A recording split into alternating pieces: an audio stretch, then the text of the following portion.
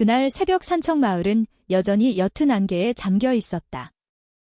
봉황산 자락에서 내려온 차가운 공기가 배추밭을 가로지르는 흙길을 천천히 쓸어내렸다. 대나무 울타리 너머로 닭 우는 소리가 서로 화답하며 새로운 하루의 시작을 알렸다. 마을 사람들은 동이 트기 전부터 일어나는 것이 습관이었다. 어떤 이는 괭이를 메고 밭으로 향했고, 어떤 이는 나무 아궁이에 물을 올려 구수한 커피를 끓였으며, 또 어떤 이는 큰 길가에 있는 작은 가게의 문을 열었다. 모든 것이 평소와 같았다. 마치 그 소박한 땅에는 평화만이 영원할 것처럼 보였다. 하지만 그날 아침은 무언가 달랐다. 작은 개울 근처 오솔길 끝에서 김영감이라는 이름의 늙은 농부가 걸음을 멈췄다. 논두렁에 잡초를 베기 위해 집에서 낫을 들고 나온 참이었지만 그의 시선은 비스듬히 주차된 낡은 흰색 탑차에 고정되었다. 페인트는 빛이 발해 있었고 문 모서리에는 녹이 슬어 있었으며 바퀴는 질퍽한 흙에 살짝 잠겨 있었다. 김영감은 그저 간밤에 고장난 화물차이려니 생각했지만 가까이 다가갈수록 무언가 잘못되었다는 느낌이 선명해졌다. 평소 신선하던 아침 공기를 뚫고 지독한 냄새가 풍겨왔다. 젖은 볏짚이나 가축 분뇨 냄새가 아니었다. 코를 찌르는 역겨운 악취였다. 김영감은 목에 두르고 있던 수건으로 입을 막았다. 심장이 평소보다 빠르게 뛰기 시작했다. 그는 주위를 둘러보며 다른 사람이 있는지 확인했다. 마침 마을 청년인 박준서가 낡은 자전거를 타고 지나가고 있었다. 김영감이 얼어붙은 듯 서 있는 것을 보고 그는 페달을 멈췄다. 어르신, 무슨 일이세요? 준서가 궁금하다는 듯 물었다. 김영감은 트럭 쪽을 가리켰다. 이 냄새 말이다. 젊은이. 이건 보통 냄새가 아니야? 자네 코에도 맡아질 걸세. 준서는 미간을 찌푸리며 자전거에서 내렸다. 트럭에 가까워질수록 그의 얼굴은 창백해졌다. 정말이었다. 썩은 고기 냄새와 비린내가 섞여 속이 메스꺼워지는 향이 진동했다. 두 사람은 서로를 마주보며 트럭 뒷문을 열기를 망설였다. 얼마 지나지 않아 다른 주민 몇몇이 모여들었다. 빨래를 널던 최 아주머니, 시장에 가려던 인부 2명, 그리고 그 길을 지나던 농부들이었다. 그들은 코를 막은 채 웅성거리기 시작했다. 누군가는 죽은 소일 것이라 말했고 누군가는 썩은 생선일 것이라 추측했다. 하지만 몇몇은 겁에 질린 얼굴로 나지막이 속삭였다. 설마 사람 시체는 아니겠지? 분위기는 점점 더 무겁게 가라앉았다. 가장 젊은 준서가 용기를 내어 트럭 뒤편으로 올라갔다. 철문 손잡이를 당기는 그의 손이 가늘게 떨렸다. 주민들은 숨을 죽였다. 문이 열리는 순간 비명이 폭발하듯 터져나왔다. 그들 앞에는 믿을 수 없는 광경이 펼쳐져 있었다. 수십 구의 시신이 뒤엉켜 쌓여 있었다. 일부는 검푸르게 변색되었고 일부는 부풀어 올랐으며 일부는 이미 부패액을 흘리고 있었다. 파리떼가 윙윙거리며 공중을 떠다녔고 그 소리가 사방을 가득 메웠다. 코를 찌르는 악취에 몇몇 주민은 그 자리에서 구토를 했다.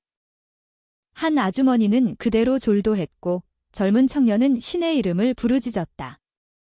김영감은 비틀거리며 무릎에 힘이 풀렸다. 하마터면 땅에 주저앉을 뻔했다.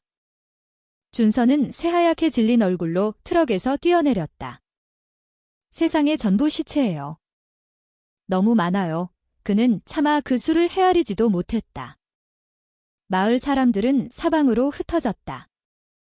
어떤 이는 이장님을 부르러 달려갔고 어떤 이는 경찰에 신고하기 위해 휴대폰 신호가 잡히는 곳을 찾아 헤맸다. 그날 아침의 평화로운 분위기는 순식간에 사라졌다. 마른 집에 불이 붙듯 공포가 마을 전체로 번져나갔다. 1시간이 채 지나지 않아 마을 길 가는 사람들로 가득 찼다. 누군가는 히스테릭하게 울부짖었고 누군가는 어린아이들의 눈을 가리려 애썼다. 또 다른 이들은 현실을 믿을 수 없다는 듯 그저 멍하니 서 있었다. 평소 시끌벅적하던 동네 식당에서는 이제 트럭 쪽을 바라보며 짧은 경전을 외우는 노인들의 나직한 기도 소리만 들릴 뿐이었다. 여전히 몸을 떨던 김영감은 쉰 목소리로 말했다. 내 평생 이런 끔찍한 일은 처음 보네. 마침내 순찰차와 구급차가 도착하자 상황은 더욱 혼란스러워졌다.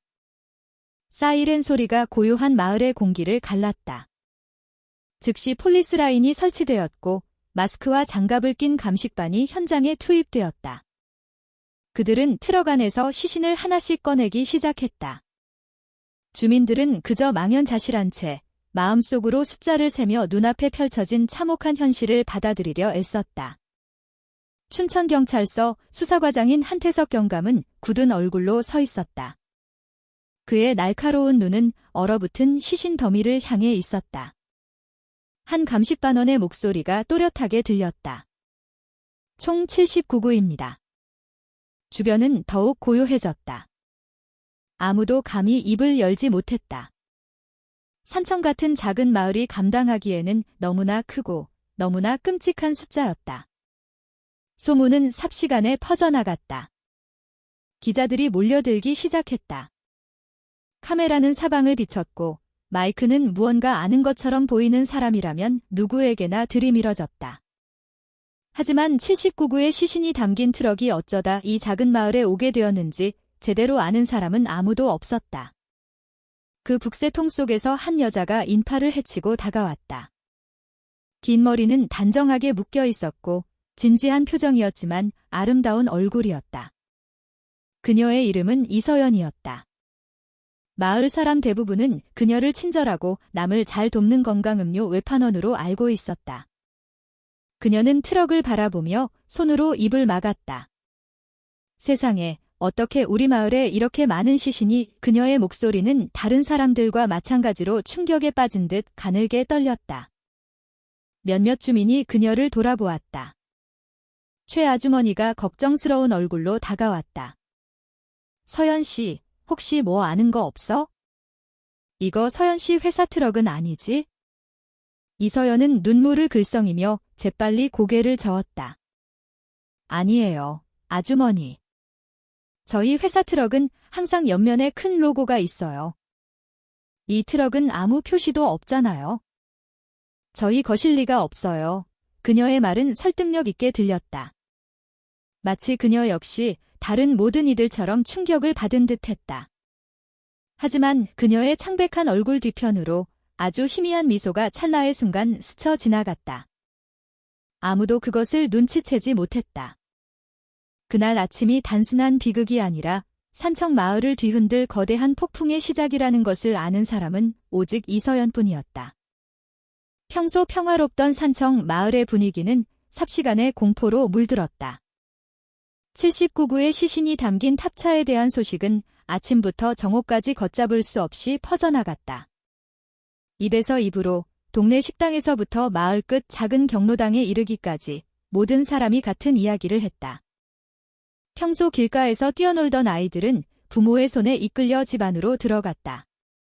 집집마다 문이 굳게 닫혔고 어떤 집은 빗장까지 단단히 걸었다. 마을 회관에는 수십 명의 주민이 창백한 얼굴로 모여들었다. 몇몇 아주머니들은 아이들을 끌어안은 채 나직이 흐느꼈다. 남자들은 불안한 듯 무릎을 감싸 쥐거나 마른 세수를 했다. 자신들의 비옥하고 평온한 땅이 이토록 거대한 비극의 증인이 될 것이라고는 아무도 상상하지 못했다. 어떤 이들은 말할 기력조차 없는 듯 텅 빈 눈으로 고개를 숙이고 있었다. 마치 공포가 그들의 용기마저 앗아간 듯 했다. 김영감은 방구석에 고개를 숙인 채 앉아 있었다. 코를 찌르던 악취, 검푸르게 변한 시신더미, 트럭 문이 열렸을 때 동시에 터져나온 주민들의 비명이 아직도 생생했다. 물주전자의 물로 몇 번이나 얼굴을 씻었지만 그의 손은 여전히 떨렸다. 트럭 문을 열었던 청년 박준서는 그에게서 멀지 않은 곳에 앉아 있었다. 그의 얼굴은 새하얗게 질려 있었고 눈은 초점을 잃었다. 마치 그 끔찍한 장면이 머릿속에서 떠나지 않는 듯했다. 몇몇 가족이 마을 회관으로 찾아오면서 상황은 더욱 혼란스러워졌다. 그들은 지난 몇 달간 실종된 가족의 사진을 들고 있었다. 한 중년 여성은 2주 전부터 돌아오지 않는 아들의 사진을 보여주며 울부짖었다. 김영감은 그저 고개를 숙일 수밖에 없었다. 마음이 더욱 무거워졌다. 혹시 저 79구의 시신 중 하나가 그들의 아들일까? 울음소리는 점점 더 커져 회관안은 거의 견딜 수 없는 슬픔으로 가득 찼다. 한편 마을 회관 밖에서는 흉흉한 소문이 퍼지기 시작했다. 어떤 이는 인신매매 조직의 소행이라고 말했고 어떤 이는 과거의 죄 때문에 내려진 저주라고 속삭였다. 몇몇 노인들은 심지어 10수년 전 인근 제천 지역에서 있었던 강제 노역 사건을 언급했다. 어쩌면 이 모든 게 그것과 관련이 있을지도 몰라. 주민들은 창백한 얼굴로 귀를 기울였지만 감히 확신하지는 못했다. 하지만 두려움과 의심은 이미 그들의 마음속에 스며들기 시작했다. 이서연의 이름도 거론되기 시작했다. 그녀가 친절하고 무료로 건강음료 샘플을 나눠주며 아픈 주민들을 자주 돕는 것으로 알려져 있었지만 몇몇 사람들은 의심의 눈초리를 보내기 시작했다. 그 여자도 탑차를 자주 몰고 다니지 않았나? 오늘 아침 트럭 옆에 서 있을 때 표정이 어딘가 이상해 보였어. 소문은 마른 풀밭에 번지는 작은 불씨처럼 조용히 입에서 입으로 퍼져나갔다. 집마루에 앉아있던 최 아주머니는 그 속삭임을 들었다. 그녀는 즉시 큰 소리로 꾸짖었다. 함부로 사람 의심하는 거 아니야? 서연 씨는 우리 남편 아플 때도 많이 도와준 착한 사람이야. 그럴 리가 없어. 하지만 그녀의 말이 모든 의심을 잠재우지는 못했다. 어떤 이는 고개를 끄덕였지만 어떤 이는 그저 걱정스러운 얼굴로 침묵했다. 의심은 희미했지만 이미 싹을 틔운 후였다. 다른 한편 한태석 경감과 그의 팀은 현장에서 분주하게 움직였다. 시신들은 하나씩 트럭에서 꺼내져 시신낭에 담긴 후 구급차로 옮겨졌다. 포르말린과 피 냄새가 마을 공기와 뒤섞이자 많은 주민이 멀리 떨어져 있기를 택했다. 한 경감은 턱을 굳힌 채 서 있었다. 수사관으로 수년간 일했지만 79구의 시신을 한꺼번에 마주하는 것은 상상조차 하기 힘든 악몽이었다. 기자들이 질문을 쏟아내자 한 경감은 짧게 말했다. 수사 중입니다. 주민 여러분께서는 동요하지 마시고 섣부른 추측은 삼가주십시오. 하지만 그는 소문을 막는 것이 바람을 막는 것만큼이나 어렵다는 것을 알고 있었다. 공포에 질린 주민들은 답을 찾으려 할 것이고 근거 없는 속삭임이라도 의지하게 될 터였다. 저녁 무렵 마을 스피커에서 흘러나오는 저녁 방송이 울려 퍼졌다. 하지만 이번에는 누구도 가벼운 마음으로 저녁 준비를 하지 못했다. 사람들의 발걸음은 무거웠다. 저녁 식사를 마친 후 드리는 기도에서 주지 스님의 목소리는 쉬어 있었다. 그는 마을의 보호와 용서를 빌었다. 몇몇 아주머니들은 절마당에 앉아 울면서 자신들의 가족이 79명의 희생자에 포함되지 않기를 기도했다. 이서연은 자신의 집에 앉아 있었다. 그녀의 얼굴은 창백해 보였다. 몇몇 이웃이 찾아와 그녀를 위로하며 이 모든 것이 그저 헛소문일 것이라고 말했다. 이서연은 엷은 미소를 지으며 부드러운 목소리로 고맙다고 말했지만 문이 닫히자마자 그 미소는 사라졌다. 그녀는 차가운 눈으로 창밖을 바라보았다. 마치 그녀의 생각은 다른 곳에 있는 듯했다. 그날 밤 산청 마을은 깊은 정적에 잠겼다. 평소 같으면 아이들이 길에서 숨바꼭질을 하거나 동네 식당의 낡은 라디오에서 흘러나오는 트로트 가락이 들렸을 시간이었다. 하지만 이번에는 귀뚜라미 소리와 멀리서 들려오는 게 짖는 소리뿐이었다. 주민들은 집에 머물며 문을 단단히 걸어 잠그고 마음속으로 기도했다. 공포는 마을 구석구석을 파고들어 어두운 그림자가 되었다. 그리고 그 그림자 속에서 이서연의 이름이 많은 사람의 머릿속에 떠오르기 시작했다. 그녀는 정말 아무것도 모르는 걸까? 아니면 그동안의 친절한 미소는 그저 가면이었을까? 질문은 답 없이 공중에 맴돌았다.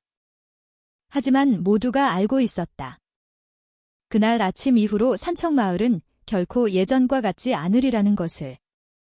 다음 날 아침, 산청마을은 갑자기 세간의 주목을 받는 중심지가 되었다. 평소 경운기와 오토바이만 지나다니던 흙길은 이제 경찰차와 구급차, 그리고 방송사 로고가 붙은 차량들로 가득 찼다. 길가에는 방송용 카메라가 즐비했고 마이크는 조금이라도 사정을 아는 듯한 사람의 얼굴이면 어디에든 들이밀어졌다. 평소 수줍음 많던 마을 사람들은 이제 눈부신 카메라 조명 아래서 불안해하며 어쩔 줄 몰라 했다. 춘천, 원주, 심지어 서울에서 온 기자들까지 몰려들었다. 그들은 다급한 어조로 같은 질문을 반복했다. 트럭 안에서 79구의 시신이 발견된 것이 사실입니까? 최초 발견자는 누구입니까? 실종된 마을 주민이 있습니까? 질문들은 주민들을 더욱 혼란스럽게 했다. 어떤 이는 침묵을 택했고 어떤 이는 짧게 대답한 뒤 서둘러 자리를 피했다. 그들의 공포는 뉴스거리가 되기에는 너무나 생생했다. 마을 회관의 분위기도 긴장되기는 마찬가지였다. 수십 명의 주민이 다시 모였다. 이번에는 답을 찾기 위해서뿐만 아니라 기자들을 피하기 위해서이기도 했다. 어제부터 충격에서 벗어나지 못한 김영감은 긴 의자에 창백한 얼굴로 앉아 있었다. 트럭 문을 열었던 청년 박준서는 자신을 인터뷰하려는 사람들의 시선을 피하며 계속 고개를 숙이고 있었다. 최 아주머니는 자신의 가족이 희생자에 포함될까 봐 두려워오는 몇몇 아주머니들을 달래느라 분주했다. 한편 트럭이 있던 현장에서는 감식반이 쉼없이 일하고 있었다. 부패가 진행된 시신들은 하나씩 시신낭에 담겨 구급차로 옮겨졌다. 포르말린 냄새가 마을 공기와 뒤섞여 몇몇 주민은 천으로 코를 막았다. 감식반원은 모두가 똑똑히 들을 수 있도록 큰 소리로 희생자 수를 반복해서 확인했다. 79 그 숫자는 모든 사람을 침묵하게 만들었다. 마치 혀가 굳어버린 듯 했다. 한태석 경감은 심각한 얼굴로 트럭 옆에 서 있었다. 그는 보고서의 모든 세부 사항을 기록하며 여전히 혼란스러운 사건의 조각들을 맞추려 애썼다. 그에게 이 사건은 단순한 사고나 소규모 범죄로 치부하기에는 너무나 거대했다. 이 모든 것 뒤에는 치밀하게 계획된 무언가가 있었다. 수사 도중 한 경찰관이 트럭 운전석에서 무언가를 발견했다. 대시보드 서랍에 낡은 서류철이 끼워져 있었다. 서류를 펼치자 그 안에는 한 건강음료 유통회사의 로고가 찍힌 배송 서류가 있었다. 그곳에 적힌 이름은 한 경감의 미간을 찌푸리게 했다. 이서연, 춘천 지역 담당 영업사원. 경찰관들은 서로를 마주 보았다. 순간 정적이 흘렀다. 한 경감은 서류를 조심스럽게 들고는 부하 중 한 명에게 이서연을 불러오라고 지시했다. 그는 그 이름이 낯설지 않다는 것을 알았다. 거의 모든 주민이 그 젊은 여성을 친절하고 상냥하며 남을 잘 돕는 사람으로 알고 있었다. 하지만 손에 들린 증거는 결코 가볍게 넘길 수 있는 것이 아니었다. 얼마 지나지 않아 이서연이 빠른 걸음으로 다가왔다. 그녀의 얼굴은 걱정스러워 보였고 눈에는 마치 주민들과 함께 슬픔을 느끼는 듯 눈물이 그렁그렁했다. 몇몇 사람들은 동정의 눈빛으로 그녀에게 인사를 건네며 위로하려 했다. 하지만 경찰이 그녀의 이름이 선명하게 찍힌 서류철을 보여주자 분위기는 갑자기 돌변했다. 주민들은 혼란과 의심이 뒤섞인 눈으로 이서연을 쳐다보았다. 한 경감은 그녀를 똑바로 응시했다. 이서연 씨, 이 트럭 운전석에서 당신 이름으로 된 배송 서류를 발견했습니다. 왜 그 서류가 여기에 있는지 설명해 주시겠습니까? 그의 목소리는 무겁고 압박감이 실려 있었다. 이서연은 잠시 침묵하더니 길게 숨을 내쉬었다. 그녀는 부드러운 목소리로 대답했다. 네, 저는 건강음료 유통 영업사원으로 일하고 있습니다. 그 서류는 저희가 차량을 자주 바꿔 타기 때문에 끼어 있었을지도 모릅니다. 하지만 이 트럭은 분명 저희 회사 소유가 아닙니다. 저희 회사 차량은 항상 옆면에 큰 로고가 붙어 있지만 이 트럭은 아무 표시도 없잖아요. 그 대답은 그럴듯하게 들렸고 몇몇 경찰관은 의심스러운 눈으로 서로를 쳐다보았다. 하지만 한 경감은 쉽게 믿지 않았다. 그는 이서연을 더 오랫동안 응시하며 그녀의 몸짓 언어를 읽으려 했다. 순간 그는 그녀의 눈에서 차가운 섬광을 보았지만 그것은 아주 잠깐이었다. 확신하기에는 너무나 빨랐다. 주변에 서 있던 주민들이 웅성거리기 시작했다.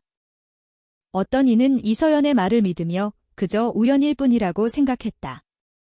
하지만 어떤 이는 공식 서류가 그렇게 아무렇게나 끼어 있을 리 없다며 이상하게 여겼다. 최 아주머니가 앞으로 나서며 떨리는 목소리로 이서연의 손을 잡았다. 서연 씨, 어서 사실대로 말해줘. 우리를 더 혼란스럽게 하지 말고. 이서연은 체념한 듯 고개를 숙였다. 정말 아무것도 몰라요, 아주머니.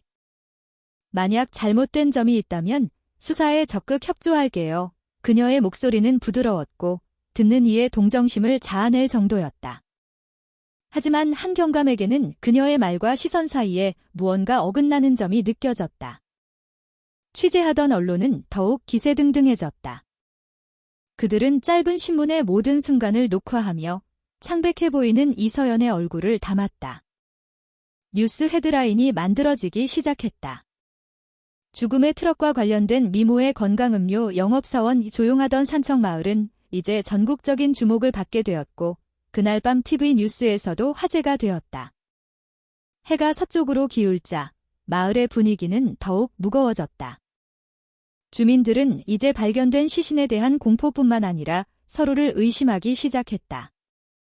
이서연의 이름은 이제 동정의 대상이 아니라 물음표 가득한 속삭임이 대상이 되었다. 그녀는 우연의 희생자인가? 아니면 비극의 배후인가? 질문은 답 없이 공중에 맴돌았지만 모든 사람의 마음에 긴장감을 더하기에는 충분했다. 그리고 그 모든 소란 뒤에서 이서연은 평온한 얼굴로 서 있었다. 그녀는 당황한 척 고개를 숙였지만 머릿속은 빠르게 회전하고 있었다. 그녀의 입가에 아주 옅은 미소가 스쳐 지나갔지만 너무나 옅어서 아무도 눈치채지 못했다. 이 모든 것이 이제 시작일 뿐이라는 것을 아는 사람은 그녀뿐이었다. 그날 오후 국립과학수사연구원 춘천분원은 평소와 다른 분주함으로 가득 찼다. 산청 마을에서 온 구급차가 쉴 새 없이 시신낭을 실어 날랐다. 포르말린, 피, 그리고 부패한 시신의 냄새가 뒤섞여 복도를 지나는 사람이라면 누구든 코를 찔렀다. 법의학자들은 마스크와 두꺼운 장갑을 낀 채 쉴 틈 없이 일했다. 부검실, 차가운 철제 침대 위에 굳은 시신들이 나란히 누워 있었다. 그것들은 온 나라를 뒤흔든 비극의 말없는 증인이었다. 한태석 경감은 방 한구석에 서 있었다. 그의 얼굴은 심각했다. 그는 희생자가 79명이라는 보고를 받았지만 이제는 그들의 사인이 무엇인지 더 자세히 알고 싶었다. 폭행의 흔적이 있었는가? 이것은 정말 사고였는가? 아니면 계획된 살인인가? 수석 법의관인 윤 박사가 지쳤지만 단호한 얼굴로 다가왔다. 경감님, 거의 모든 희생자에게서 산소 부족 흔적이 보입니다. 심각한 외상이나 자상은 없습니다. 환기장치가 없는 밀폐된 공간에 갇혀 사망한 것으로 보입니다. 일부는 심각한 탈수 증세도 보이고요. 그 마른 트럭에 실릴 당시에는 살아 있었다는 뜻입니다. 그리고 그 안에서 서서히 목숨을 잃은 거죠. 그녀의 목소리는 전문가답게 들리려 애썼지만 미세하게 떨리고 있었다. 한 경감은 주먹을 불끈 쥐었다. 그렇다면 이건 단순한 살인이 아니라 서서히 진행된 고문이군. 사람들이 공포와 패닉 속에서 죽어가도록 내버려 둔 것은 칼로 찌르는 것보다 더 잔인한 범죄야. 다른 의사 한 명이 덧붙였다. 의복 검사 결과 대부분의 희생자들은 평상복 차림이었습니다. 노동자 작업복을 입은 사람도 있고 아직 잠옷 차림인 사람도 있었습니다. 마치 일상생활 중에 갑자기 끌려온 것처럼요. 큰 저항의 흔적은 보이지 않습니다. 아마 속임수에 넘어가거나 약물에 중독된 후 감금되었을 가능성이 있습니다. 그 말에 부검실은 정적에 휩싸였다. 부검을 지켜보던 젊은 경찰관 몇몇은 얼굴이 창백해졌다. 어떤 이는 속을 진정시키기 위해 잠시 밖으로 나가야만 했다. 그 사람들이 서로의 비명을 들으며 차가운 철제벽에 얼굴을 기댄 채 마지막 숨을 내쉬는 모습을 상상하는 것은 상식적으로 받아들이기 힘든 악몽이었다. 한경감은 더 자세한 자료를 요청했다. 초기 신원 확인 결과 희생자 대부분이 인근 지역 주민인 것으로 밝혀졌다. 그중 몇몇은 지난 몇 달 동안 실종 신고가 접수된 사람들이었다. 그들의 이름은 이제 다시 나타났지만 더 이상 살아있는 모습이 아니었다. 병원 로비 큰 게시판에는 희생자들의 사진이 붙었고 신원을 확인하러 온 가족들은 히스테릭하게 울부짖었다. 한 젊은 어머니는 남편의 얼굴을 보고 비명을 질렀다. 친척이 부축하지 않았다면 그대로 쓰러질 뻔했다. 한 노인은 이제 10대인 손자가 희생자 명단에 포함된 것을 보고 힘없이 주저앉았다. 분위기는 슬픔과 분노로 뒤섞였다. 주민들은 사랑하는 사람을 잃었을 뿐만 아니라 범인이 자신들 주변에 있다는 현실에 배신감을 느꼈다. 다른 한편 마을 회관에서는 소문이 더욱 무성해졌다. 가족을 잃은 모든 이들은 이제 누가 감히 이런 짓을 하고 자문했다. 어떤 이는 외부 조직을 탓했고 어떤 이는 오히려 이웃을 의심했다. 이서연의 이름이 다시 한번 속삭임 속에서 떠올랐다. 그 여자도 탑차를 자주 몰고 다니지 않았나? 운전석에서 그녀 이름으로 된 서류가 나왔다며? 이서연 자신은 평온함을 유지하기로 마음먹었다. 그녀는 그날 오후 마을 시장에 들러 몇몇 아주머니들에게 부드러운 미소로 인사를 건넸다. 심지어 모든 사람에게 자신이 결백하다는 것을 확신시키려는 듯 무료로 건강음료 몇 병을 나눠주기도 했다.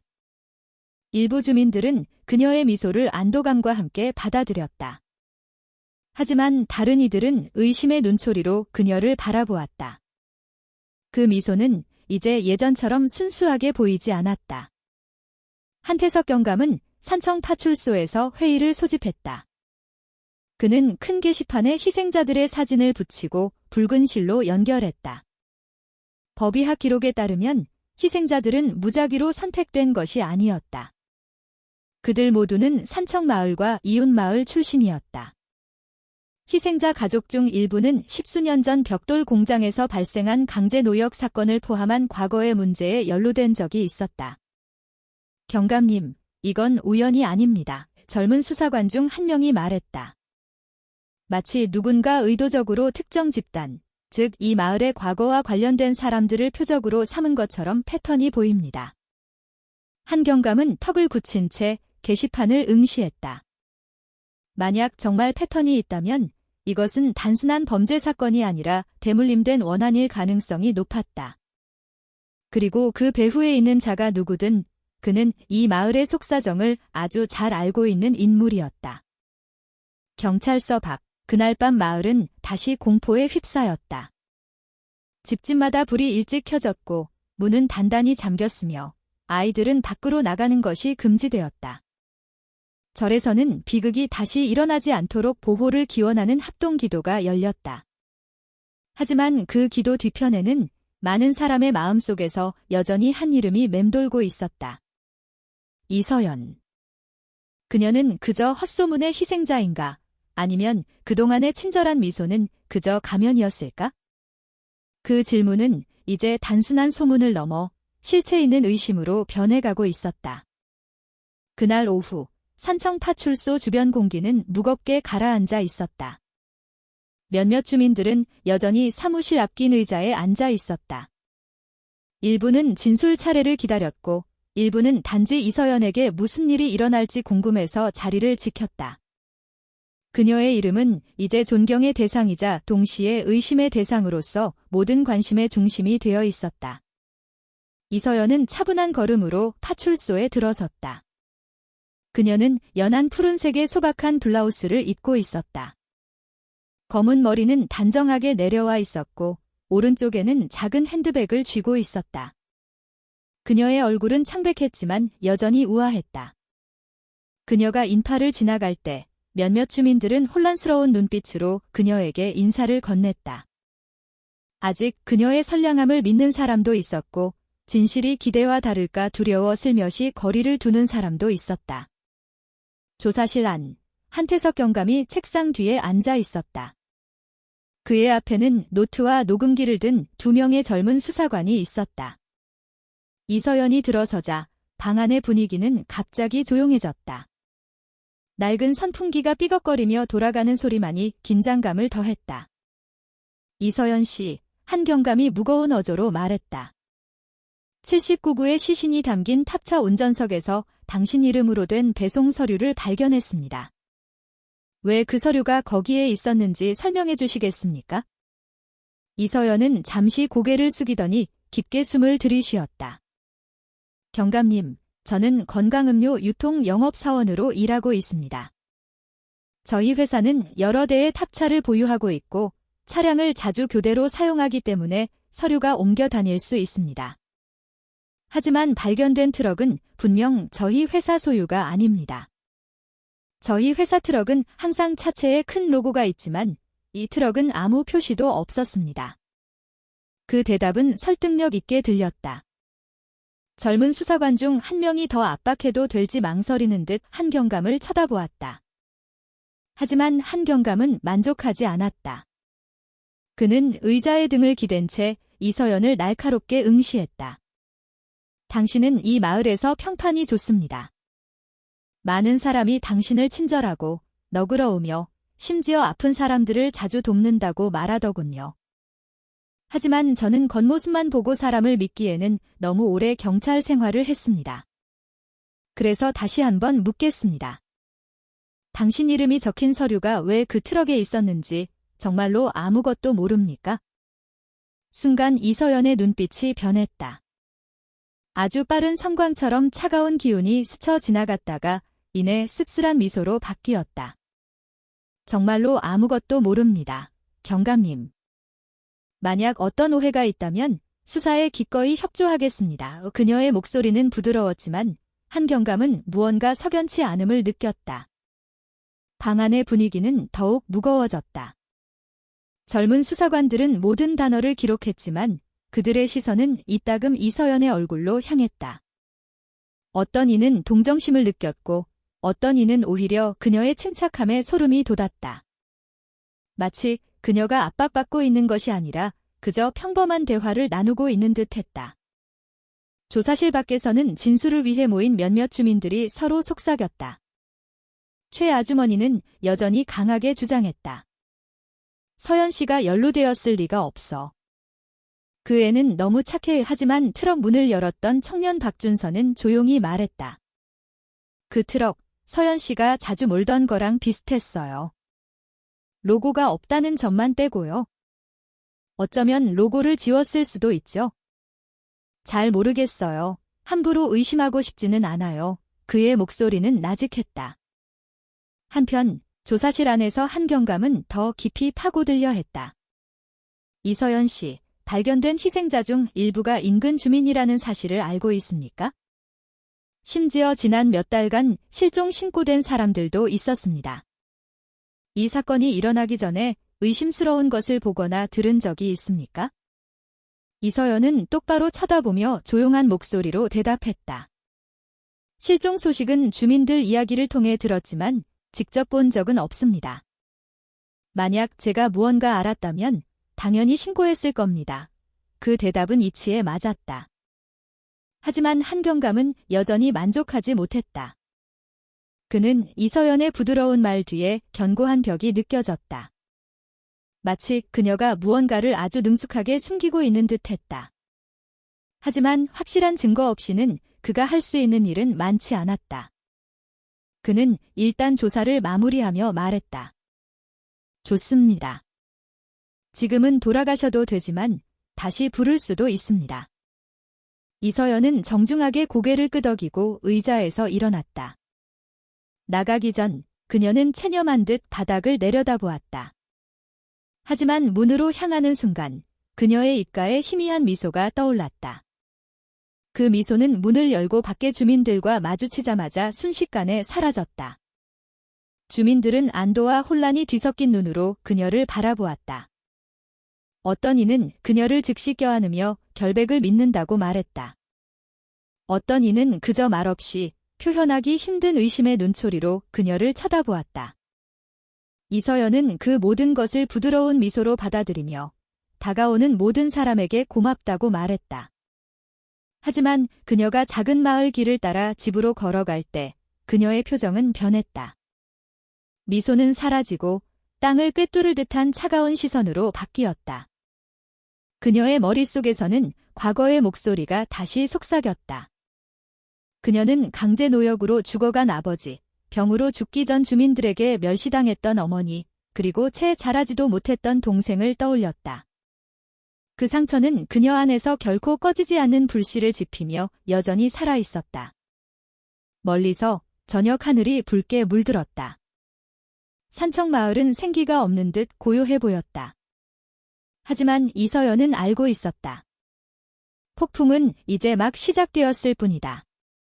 경찰은 자신들이 수사를 통제하고 있다고 생각할지 모르지만 사실 그들의 모든 움직임은 그녀의 손아귀 안에 있었다. 그녀는 뒤돌아보지 않고 똑바로 걸었다. 그녀의 그림자가 흙길 위로 길게 늘어졌다.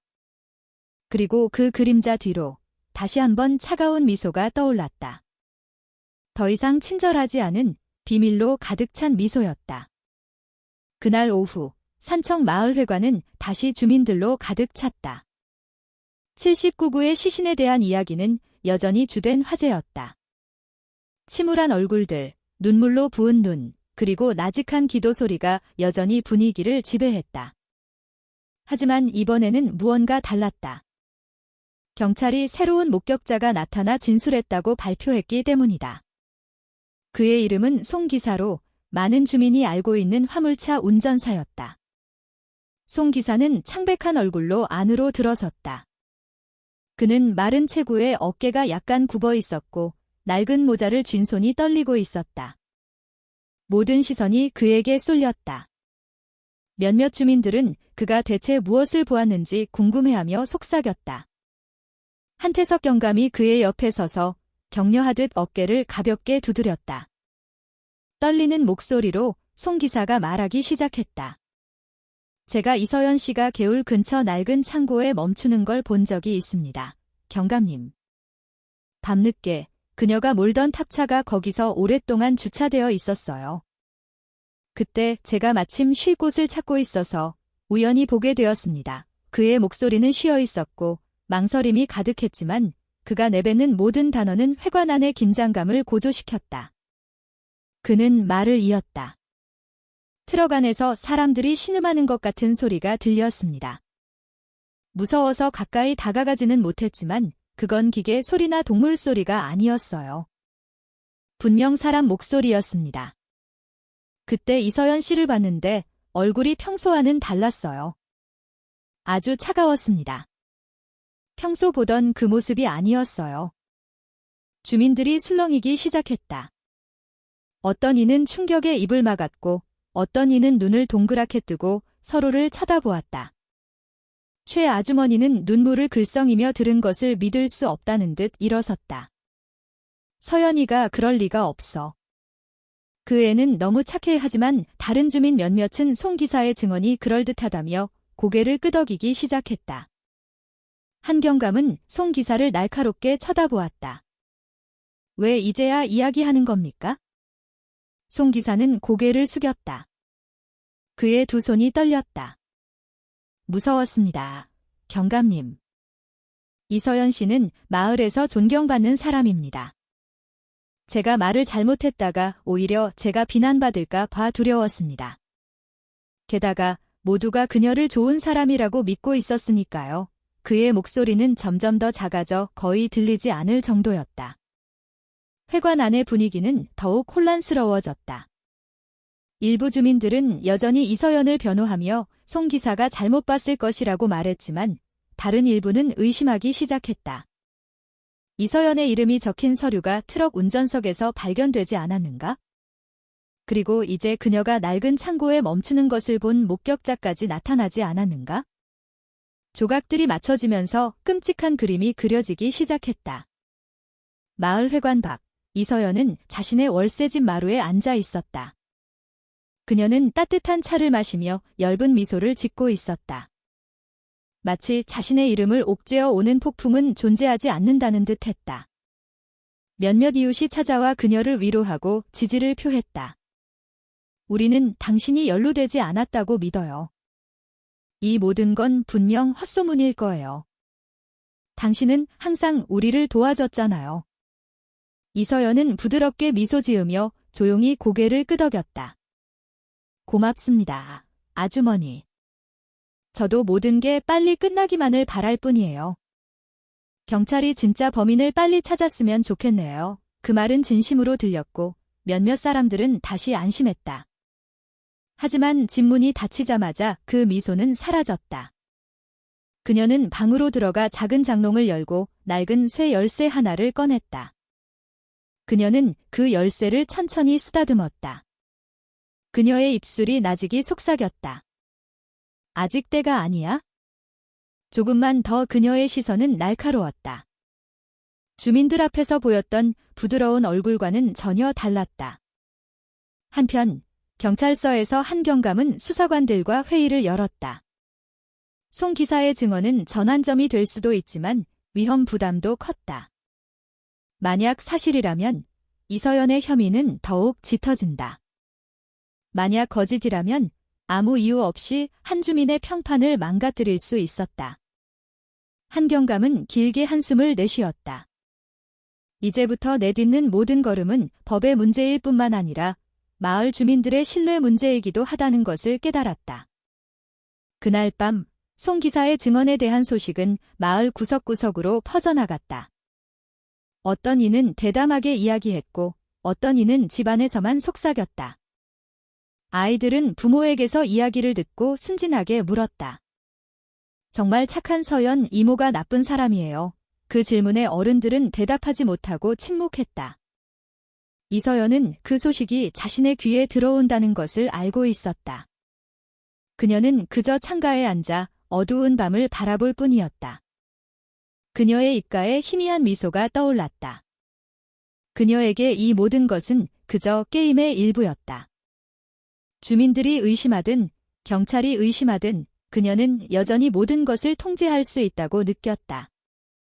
하지만 그녀의 내면 깊은 곳에서는 다른 목소리가 속삭였다. 그것은 동생의 목소리, 결코 사라지지 않는 과거의 목소리였다. 누나, 괴물이 되지 마. 난 우리가 행복하길 바랐어. 이런 식으로가 아니라 기서연은 감정과 기억이 뒤섞인 채 눈을 질끈 감았다. 그녀의 손은 쇠 열쇠를 더욱 꽉 쥐었다. 마치 그 물건이 과거와 현재의 복수를 잇는 끈인 듯 했다. 그리고 산청 마을의 밤은 더욱 깊어졌다. 사람들은 문을 일찍 닫았다. 집안의 불빛은 희미했다. 하지만 그 정적 뒤로 공포는 계속해서 자라나고 있었다. 그들은 진짜 진실이 아직 숨겨져 있다는 것을 알았고 이서연의 그림자는 그들의 모든 걸음을 점점 더 옥죄어 오고 있었다. 그날 밤 산청 마을에는 평소와 다른 분위기가 감돌았다. 이슬비가 내리기 시작해 양철 지붕을 두드렸다. 바람은 축축한 흙냄새와 함께 설명할 수 없는 불안감을 실어날랐다. 마을 변두리의 작은 집에서 송 기사는 나무 의자에 앉아 안절부절 못했다.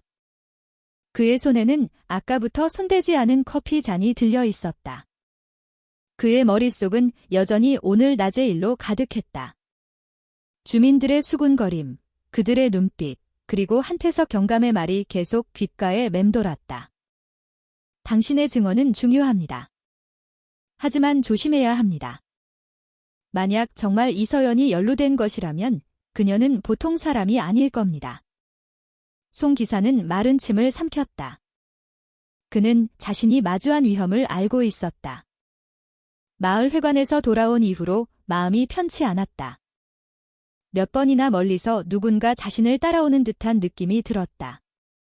하지만 돌아볼 때마다 텅 빈 길에는 집집마다 새어나오는 등유 램프 불빛만이 동행할 뿐이었다. 그는 그저 기분 탓이라고 자신을 다독이려 했지만 심장 박동은 잦아들지 않았다. 똑, 똑, 똑. 갑자기 문에서 조용한 노크 소리가 들렸다. 송 기사는 화들짝 놀랐다. 누구세요? 그의 목소리는 긴장으로 떨렸다. 대답은 없었다. 노크 소리만 점점 더 커졌다. 똑, 똑, 똑. 그는 조심스럽게 일어나 문으로 다가갔고 천천히 문을 열었다. 집 앞마당은 텅 비어 있었다. 땅에 떨어지는 이슬비와 나뭇잎을 스치는 바람 소리뿐이었다. 하지만 그의 눈은 문짝에 박혀있는 무언가에 즉시 꽂혔다. 단정하게 접힌 종이가 달린 작은 칼이었다. 그 종이를 빼내는 그의 손이 떨렸다.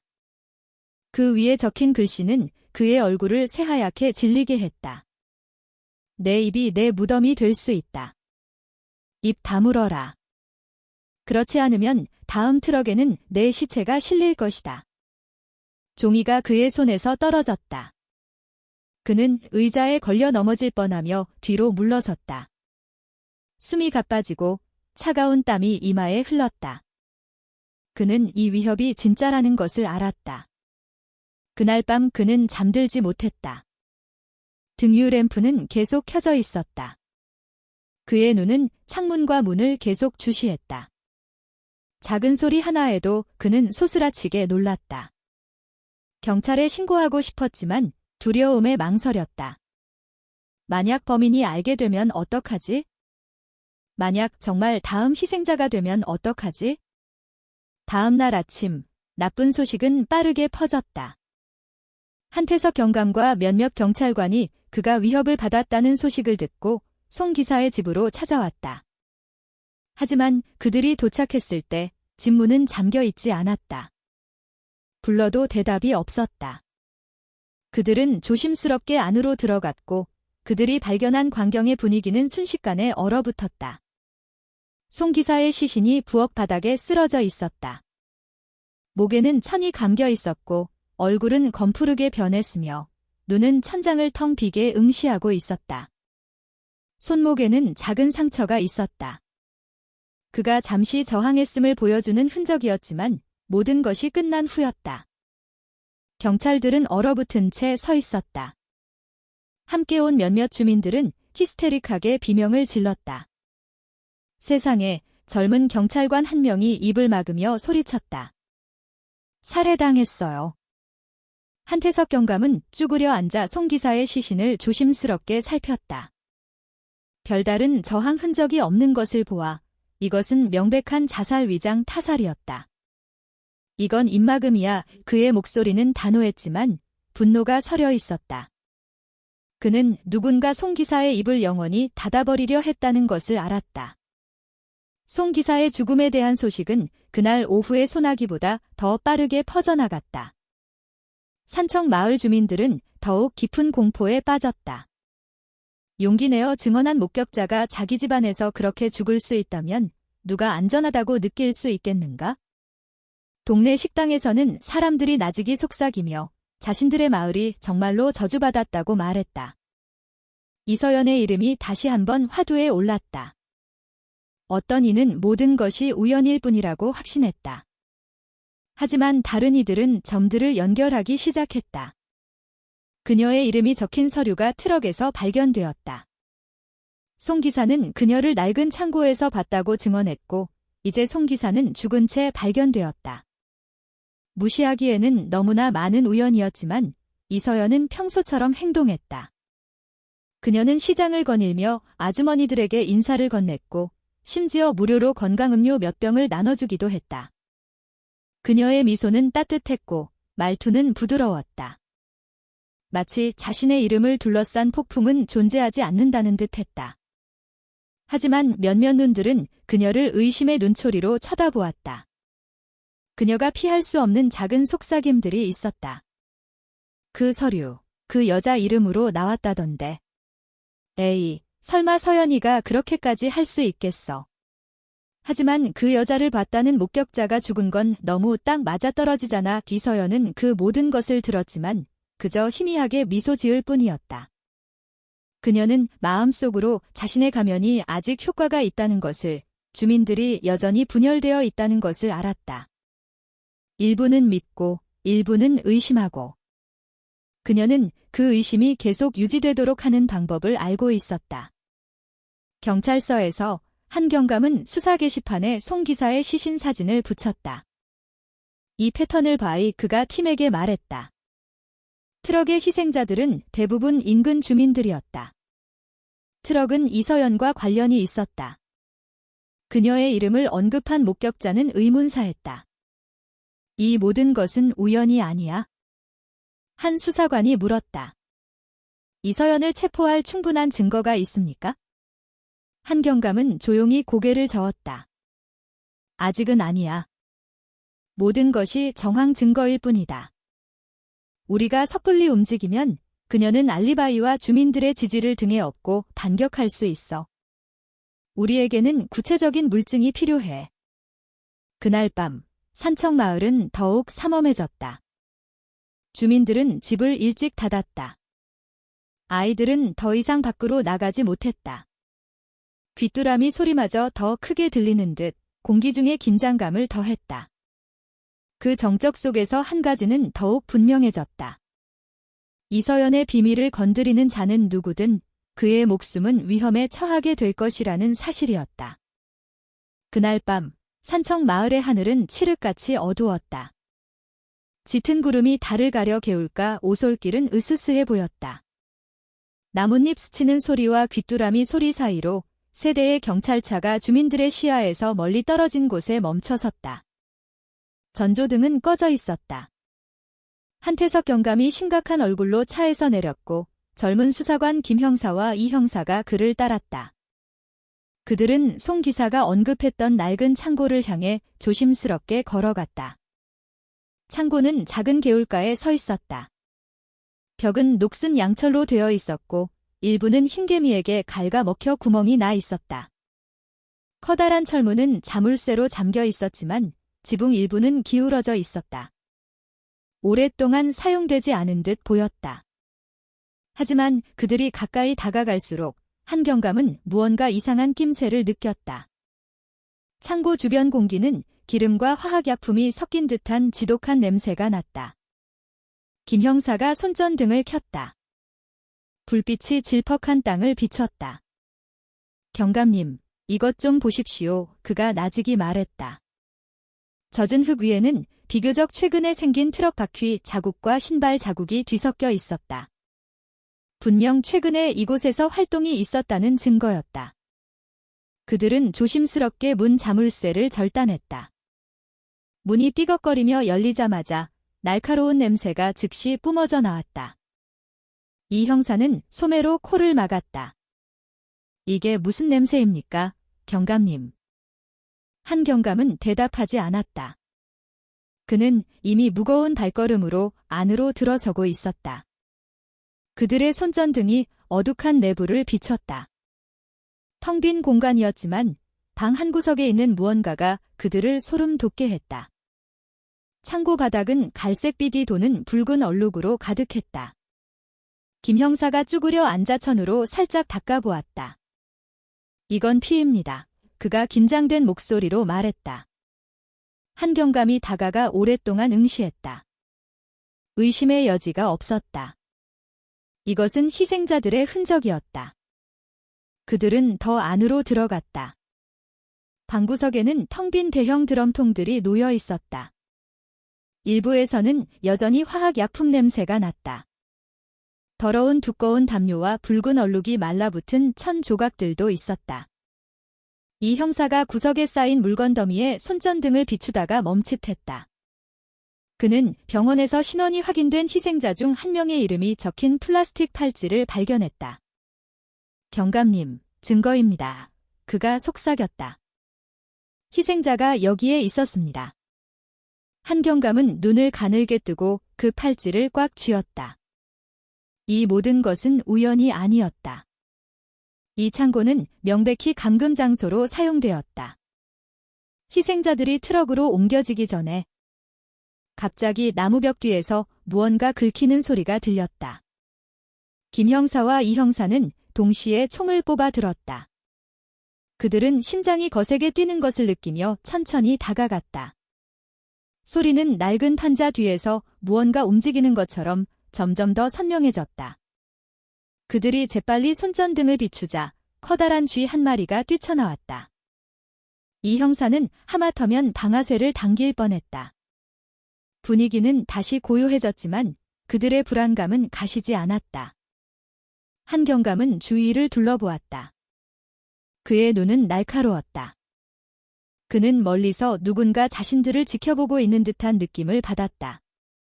마치 오늘 밤 그들의 모든 움직임을 정확히 알고 있는 누군가가 있는 것처럼. 내부를 확인한 후 그들은 증거를 수집하기 시작했다. 피 묻은 천, 더러운 담요, 그리고 희생자의 팔찌가 특수 비닐봉지에 담겼다. 한경감은 수첩에 간략한 보고서를 작성했다. 내일 이 모든 것은 연구소에서 분석될 것이다. 나가기 전 김 형사가 벽 한쪽을 가리켰다. 경감님, 저 글씨 좀 보십시오. 녹슨 양철 벽에 수추로 쓴 희미한 낙서가 있었다. 그것은 마치 누군가 힘이 다하기 전에 흔적을 남기려 했던 것처럼 강한 압력으로 여러 번 그은 십자선 모양이었다. 한경감은 그것을 오랫동안 응시했다. 그의 마음은 더욱 무거워졌다. 그는 그 낙서가 단순한 긁힌 자국이 아니라는 것을 알았다. 그것은 그 안에 갇혔던 사람들의 마지막 메시지였다. 그들은 창고를 나와 조심스럽게 문을 다시 닫았다. 밤 공기는 더욱 차가워졌다. 개울 쪽에서 불어오는 바람은 코에서 지워지지 않는 비린내를 실어날랐다. 차로 향하며 김 형사가 속삭였다. 경감님, 만약 이 모든 증거가 사실이라면 이서연은 거의 확실히 연루된 것입니다. 한경감은 천천히 고개를 끄덕였다. 그래, 하지만 여전히 조심해야 해. 그녀는 흔적을 지우는데 능숙하고 아직도 많은 주민이 그녀를 믿고 있어? 조금이라도 섣불리 움직이면 우리는 지지를 잃을 수 있다. 그날 밤, 그들은 무거운 마음으로 경찰서로 돌아왔다. 증거물은 특수 보관실에 보관되었고 한경감은 의자에 앉아 깊은 생각에 잠겼다. 그는 벽에 걸린 큰 마을 지도를 바라보았다. 붉은 점들은 실종된 주민들을 표시하고 있었다. 오랫동안 쳐다볼수록 모든 것이 하나의 중심으로 향하고 있음이 분명해졌다. 산청 마을.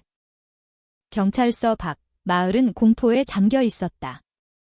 주민들은 집에 머물며 문을 단단히 걸어 잠갔다. 마치 폭풍이 빨리 지나가기를 바라는 듯 했다. 하지만 그림자 뒤에서 누군가 지켜보고 있었다. 이서연은 개울에서 멀지 않은 작은 언덕에 서 있었다. 그녀의 비옷이 밤바람에 펄럭였다. 멀리서 그녀는 경찰의 손전등 불빛이 창고를 드나드는 것을 볼 수 있었다. 그녀의 입술이 엷은 미소를 그렸다. 조금씩 발견하게도. 그건 더 큰 게임의 작은 조각일 뿐이니까 그녀는 몸을 돌려 언덕을 내려갔다. 그녀의 목소리가 밤바람에 실려나지기 속삭였다. 게임은 이제 막 시작됐어. 산청 마을의 아침은 다르게 느껴졌다. 평소 같으면 마을길은 학교로 달려가는 아이들의 웃음소리, 채소 바구니를 든 아주머니들, 그리고 수학 결과를 이야기하며 동네 식당에 앉아있는 아저씨들로 가득했을 것이다. 하지만 이제는 정적이 마을을 감쌌다. 집집마다 문이 굳게 닫혀 있었고 사람들은 생필품을 사기 위해 잠시 나왔다가 서둘러 다시 들어갔다. 트럭 안에서 79구의 시신이 발견되고 송 기사가 죽고 낡은 창고에 대한 소문이 퍼진 이후로 공포는 마을 전체를 옥죄고 있었다. 아무도 밤에 감히 밖으로 나가지 않았다. 박씨 아저씨네 식당의 낡은 라디오에서 흘러나오던 트로트 가락마저 이제는 거의 들리지 않았다. 주민들은 다음 희생자가 누가 될지 모른다는 불안 속에서 살고 있었다. 그 삼엄한 분위기 속에서도 이서연은 평소처럼 행동했다. 그녀는 건강음료 병이 든 가방을 들고 마을 길을 걸었다. 그녀의 얼굴은 생기 있었고 머리는 단정하게 쪽을 찌고 있었으며 미소는 항상 친절하게 새겨져 있었다. 그녀는 마주치는 모든 사람에게 부드러운 목소리로 인사를 건넸다. 안녕하세요, 최 아주머니. 항상 건강하세요. 이서연은 무료로 음료수 한 병을 건넸다. 최 아주머니는 떨리는 손으로 그것을 받았다. 그녀의 눈은 이서연을 의심스럽게 쳐다보았다. 그녀는 조용히 고맙다고 말하고는 서둘러 집으로 들어갔다. 박신의 식당에는 몇몇 남자들이 조용히 앉아 있었다. 평소 같으면 농담을 주고받았을 그들이었지만 이제는 의심 가득한 눈으로 서로를 쳐다볼 뿐이었다. 나직한 속삭임이 들려왔다. 어떤 이는 트럭 서류가 이서연의 이름으로 되어 있었다고 말했다. 다른 이가 대꾸했다. 설마 서연이가 그런 짓을 할 수 있겠어? 그러자 또 다른 이가 반박했다. 하지만 송 기사가 그녀의 이름을 언급한 직후에 죽은 건 너무 우연이잖아. 이서연은 그 소문을 들었지만 그저 희미하게 미소 지으며 차 한 병을 샀다. 그녀는 부드러운 목소리로 그들을 안심시켰다. 너무 걱정 마세요. 모든 게 잘 될 거예요. 그 말은 위로처럼 들렸지만 어떤 이들에게는 설명하기 힘든 오싹함을 불러일으켰다. 한편 마을 회관의 분위기도 긴장되기는 마찬가지였다. 한태석 경감은 큰 게시판에 수사 결과를 담은 사진들을 붙였다.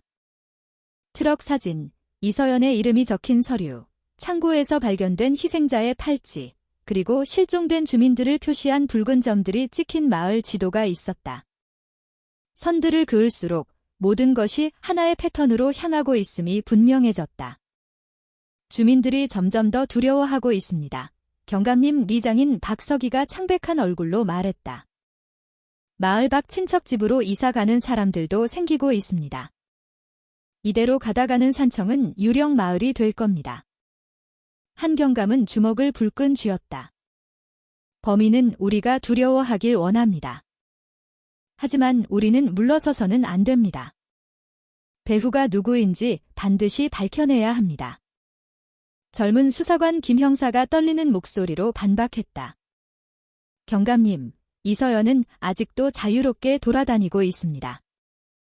만약 그녀가 정말 범인이라면 그녀는 항상 우리보다 한 발 앞서 있다는 뜻입니다. 그녀를 함정에 빠뜨릴 방법을 찾아야 합니다. 한 경감은 천천히 고개를 끄덕였지만 그의 얼굴은 무거운 책임감으로 가득했다. 그는 이서연이 보통 상대가 아니라는 것을 잘 알고 있었다. 그녀는 말을 잘하고 항상 알리바이가 있었으며 더 위험한 것은 아직도 일부 주민들의 신뢰를 받고 있다는 점이었다. 다른 한편 이서연은 그날 오후 자신의 월세집 마루에 앉아 있었다. 몇몇 주민이 찾아왔다. 일부는 건강제품을 사기 위해, 일부는 단지 지지를 보여주기 위해서였다. 한 아주머니는 그녀의 손을 꼭 잡으며 자신은 이서연을 좋은 사람이라고 믿는다고 말했다. 그런 헛소문들 듣지 마. 이서연은 부드럽게 미소 지으며 눈물을 글썽였다. 그녀는 고맙다고 말하며 모든 것이 빨리 끝나기만을 바란다고 했다. 하지만 주민들이 돌아가자마자 그녀의 표정은 변했다. 미소는 사라지고 비밀로 가득 찬 차가운 시선으로 바뀌었다. 그녀는 방으로 들어가 작은 장롱을 열고 낡은 노트 한 권을 꺼냈다. 페이지마다 붉은 잉크로 줄이 그어진 이름들로 가득했다. 그녀의 손이 새로운 이름 하나 위에서 멈췄다. 그녀의 입술이 나직이 속삭였다. 마치 자기 자신만이 들을 수 있는 것처럼. 한 명 더 추가할 시간이군. 밤이 깊어졌다. 이슬비가 지붕 기와를 적셨다. 이서연은 책상 위 작은 등유 램프에 불을 붙였다. 노트 옆에는 낡은 쇠 열쇠를 놓았다. 그녀는 그 열쇠를 천천히 쓰다듬었다. 마치 그 물건에 중요한 의미가 담겨 있는 듯 했다. 그녀의 눈은 집착으로 가득 찬 채 멀리 응시했다. 밖에서는 개 짖는 소리가 날카롭게 들렸다. 아직 깨어있던 몇몇 주민들은 창문을 단단히 닫았다. 그들은 이서연의 상냥한 미소 뒤에서 새로운 폭풍이 계획되고 있다는 사실을 알지 못했다. 춘천의 하늘이 잿빛 구름으로 뒤덮였을 때 한태석 경감과 김 형사는 잿골마을로 향했다. 관용차는 구불구불한 길을 따라 천천히 달렸다. 양옆으로는 누렇게 익어가는 논이 펼쳐져 있었다. 여행은 조용했다. 오직 엔진 소리만이 동행할 뿐이었다. 김 형사가 들고 있던 낡은 서류철을 열었다. 경감님, 5년 전 이서연이 산청으로 이사했다는 자료를 찾았습니다. 그전에는 가족과 함께 잿골마을에 살았습니다. 주민등록 기록에는 부모님이 산업재해로 사망했다고 되어 있습니다. 하지만 보고서가 모호해서 마치 무언가 의도적으로 숨긴 것 같습니다. 한 경감은 귀를 똑바로 응시했다. 거기서 있었던 사건에 대해 들은 기억이 나는군. 마을 주민들을 노예처럼 부리던 불법 벽돌 공장. 많은 사람이 헛되이 죽었지? 차가 잿골마을로 들어서자 마을 분위기는 침울했다. 많은 집이 비어 있었다. 벽은 갈라지고 지붕은 기울어져 있었다. 버려진 벽돌 공장 건물 몇 채가 어두운 과거의 말없는 증인처럼 여전히 서 있었다. 검은 연기는 더 이상 피어오르지 않았고 먼지 쌓인 큰 가마만이 남아 있었다. 한 노인이 낡은 집 마루에 앉아 있었다. 그의 손에는 나무 지팡이가 들려 있었다. 한 경감이 다가가 인사를 건넸다. 안녕하세요, 어르신. 저희는 경찰입니다. 강씨 어르신 맞으십니까? 노인은 천천히 고개를 끄덕였다. 그의 눈은 흐릿했지만 여전히 경계심을 품고 있었다. 맞소, 내가 강씨여. 무슨 일로 이 멀리까지 왔소? 산청에서 발생한 사건을 수사 중입니다. 이서연이라는 이름이 수사 중에 나왔습니다. 그녀의 가족이 예전에 이곳 출신이라고 들었습니다. 혹시 아십니까? 강 노인은 길게 한숨을 내쉬었고 그의 얼굴은 굳어졌다. 이서연. 그래, 어릴 때부터 알았지? 똑똑하고 부지런하고 어머니를 자주 돕는 아이였어. 하지만 운이 없었지? 부모님이 저 벽돌 공장에서 병이 들 때까지 강제로 일했어. 아버지는 가마 안에서 돌아가셨고 어머니도 얼마 안 가 돌아가셨지. 동생은 그때 아직 어렸는데 겨우 살아남았지만 병에 걸려 결국 죽고 말았어. 김 형사는 마른 침을 삼켰다. 그의 눈에 눈물이 글썽였다. 그럼 정말로 그녀의 가족이 희생자였군요. 강 노인은 나직이 고개를 끄덕였다. 우리는 모두 그녀의 상처가 얼마나 깊은지 알고 있었지. 그 후로 그녀의 눈빛에는 항상 불씨가 담겨 있었어. 말수는 적었지만 한 번 쳐다보면 그 차가움이 느껴질 정도였지. 그녀가 마침내 산청으로 이사 갔을 때 많은 주민이 안도했어. 마치 그 상처의 무게가 그녀와 함께 떠나간 것 같았지만 알고 보니 결코 사라진 게 아니었어. 한 경감은 침울한 얼굴로 들었다. 그는 마음속으로 무언가를 이해하기 시작했다. 지금 산청을 불태우고 있는 복수심은 결코 해결되지 않은 오래된 비극에서 비롯된 것이었다. 강 노인이 떨리는 목소리로 덧붙였다. 그때 경찰은 너무 늦게 왔어. 많은 사람이 모르는 척했지. 공장 주인은 빼기 좋았고 결국 사건은 그렇게 흐지부지 됐어. 살아남은 주민들은 두려워서 침묵을 택했지. 한 경감은 주먹을 불끈 쥐었다. 그렇다면 이서연의 복수심은 가해자들뿐만 아니라 눈 감았던 모든 사람을 향한 것이었군. 그들은 강 노인에게 작별 인사를 하고 벽돌 공장 폐허를 지나 걸었다. 먼지가 날리는 가운데 녹슨 쇠창살이 여전히 서 있었다. 한 경감은 수십 명의 사람들이 이곳에 갇혀 쉼없이 일하도록 강요당했던 모습을 상상했다. 그는 어린 이서연이 아버지와 어머니가 차례로 쓰러지는 것을 지켜봤을 모습을 상상했다. 공장 분위기는 대낮임에도 불구하고 으스스했다. 김 형사가 나직이 속삭였다. 경감님, 만약 그녀의 복수심이 정말 여기서 비롯된 것이라면 그녀는 모든 사람이 자기 가족의 고통을 느껴야 마땅하다고 생각하는 겁니다. 한경감은 천천히 고개를 끄덕였다. 그리고 그것이 그녀를 위험하게 만드는 이유지. 이런 종류의 복수는 경계를 알지 못해. 산청으로 돌아오는 길에 두 사람은 오랫동안 침묵했다. 차는 떡갈나무 숲을 지나 달렸다. 오후의 햇살이 나뭇잎 사이로 스며들어 길 위에 긴 그림자를 만들었다. 마침내 한경감이 조용히 입을 열었다. 우리는 단순한 살인범을 상대하는 게 아니야, 김 형사. 우리는 어린 시절의 상처를 안고 사는 여자를 상대하고 있는 거야. 불의가 남긴 상처를. 김 형사는 침울한 얼굴로 창밖을 내다보았다. 그렇다면 경감님, 더 이상의 희생자 없이 그녀를 멈출 방법이 있을까요? 한경감은 즉시 대답하지 않았다. 그는 그저 먼 앞을 바라볼 뿐이었다. 그의 머릿속은 복잡했다. 한편으로는 법으로 이서연을 체포하고 싶었지만 다른 한편으로는 모든 테러 뒤에 온 가족을 잃고 울었던 한 고아 소녀가 있다는 것을 깨달았다. 한편 산청의 월세집에서 이서연은 혼자 앉아 낡은 가족 사진을 보고 있었다. 사진 속에서는 아버지, 어머니, 그리고 동생이 웃고 있었다. 하지만 그녀가 본 것은 강제 노역으로 썩어 문드러진 그들의 시신 그림자뿐이었다. 그녀의 눈에서 눈물이 떨어졌지만 입술은 그리움과 증오가 뒤섞인 기묘한 미소를 그렸다. 걱정 마세요. 그녀가 나직이 속삭였다. 내가 시작했어요. 이 마을도 똑같은 고통을 느끼고 있어요. 그날 밤 산청 마을회관은 긴장된 얼굴들로 가득 찼다. 벽에는 붉은 선과 동그라미 표시로 가득한 큰 마을 지도가 펼쳐져 있었다.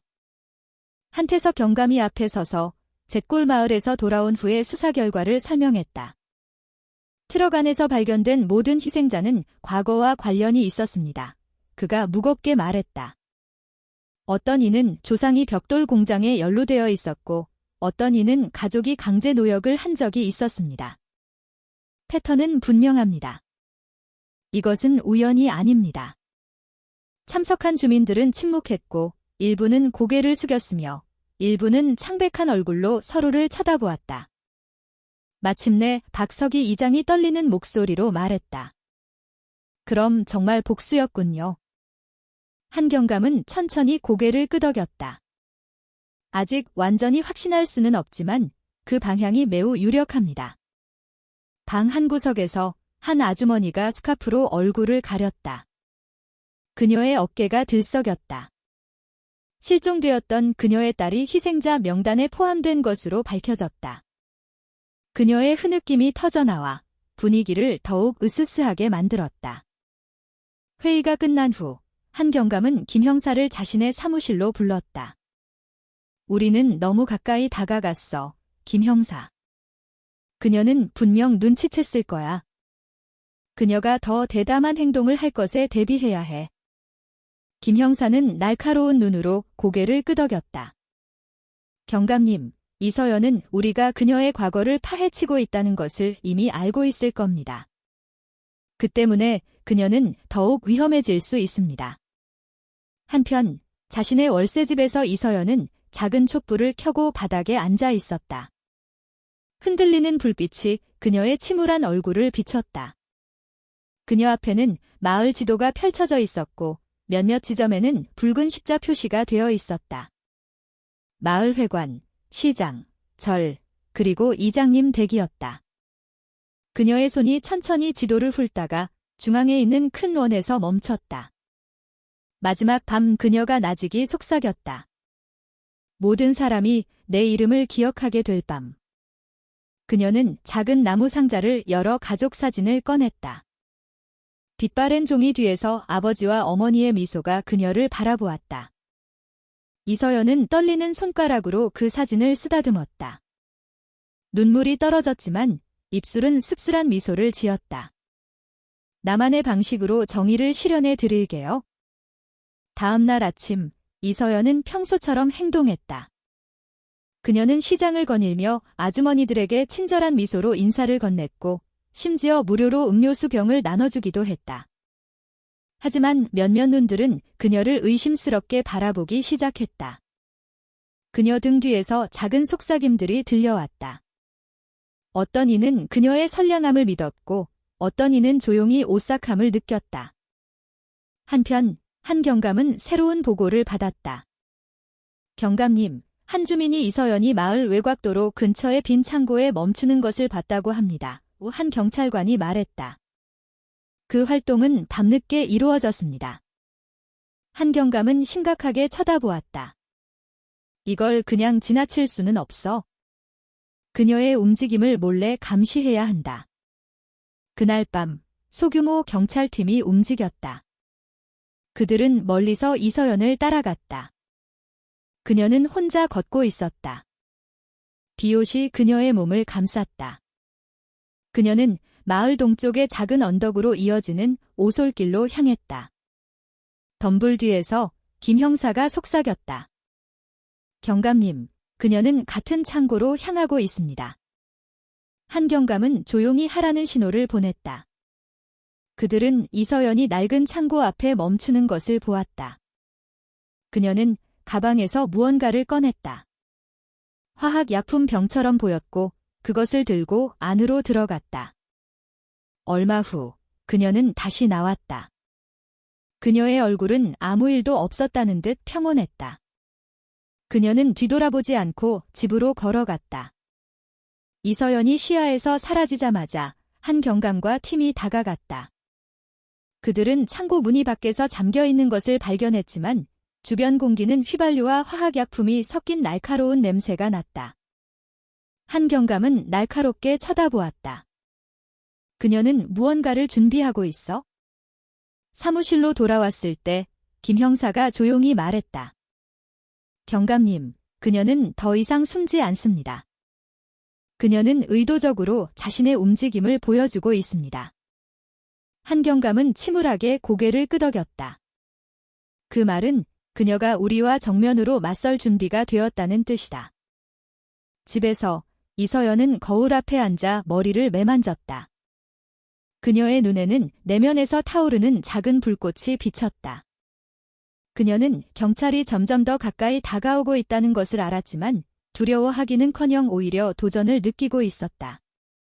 그녀가 계획한 마지막 밤은 반드시 실행되어야 했다. 내 목숨을 걸어서라도 멈추지 않을 거야. 그녀는 자신의 그림자에게 속삭였다.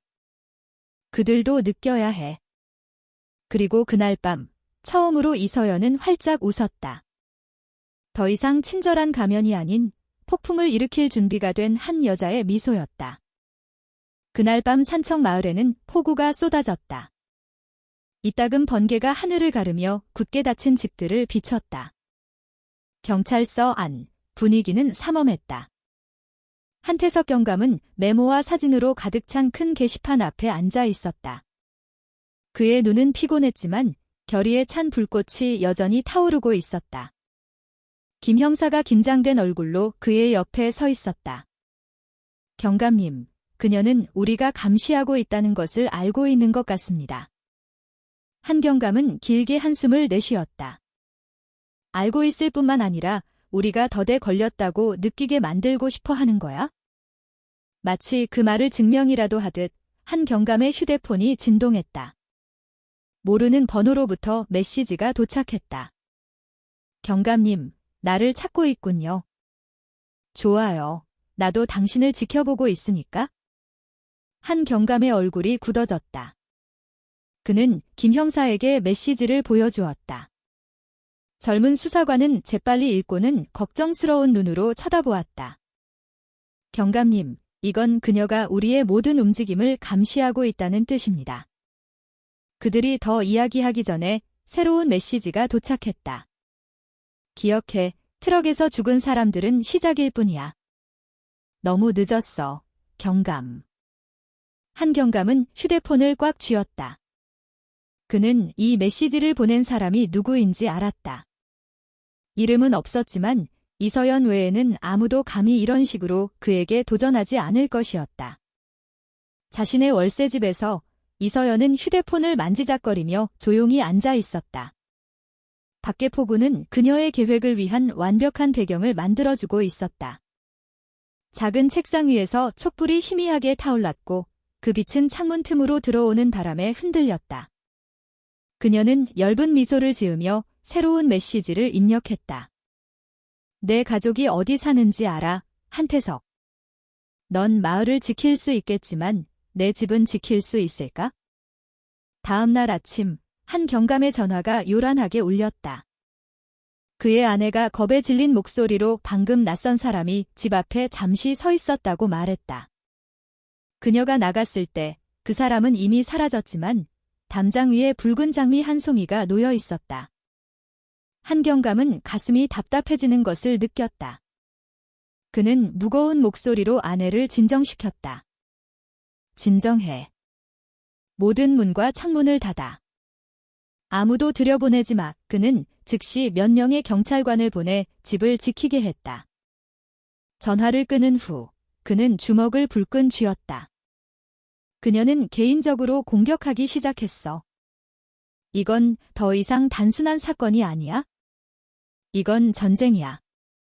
옆에서 듣고 있던 김 형사도 분개했다. 경감님, 우리가 역으로 그녀를 함정에 빠뜨릴 수는 없을까요? 그녀가 심리전을 좋아한다면 우리가 실제보다 더 많이 알고 있는 것처럼 믿게 만드는 겁니다. 한경감은 고개를 저었다. 그녀 같은 사람은 쉽게 속지 않아. 우리는 인내심을 갖고 실질적인 증거를 모아야 해.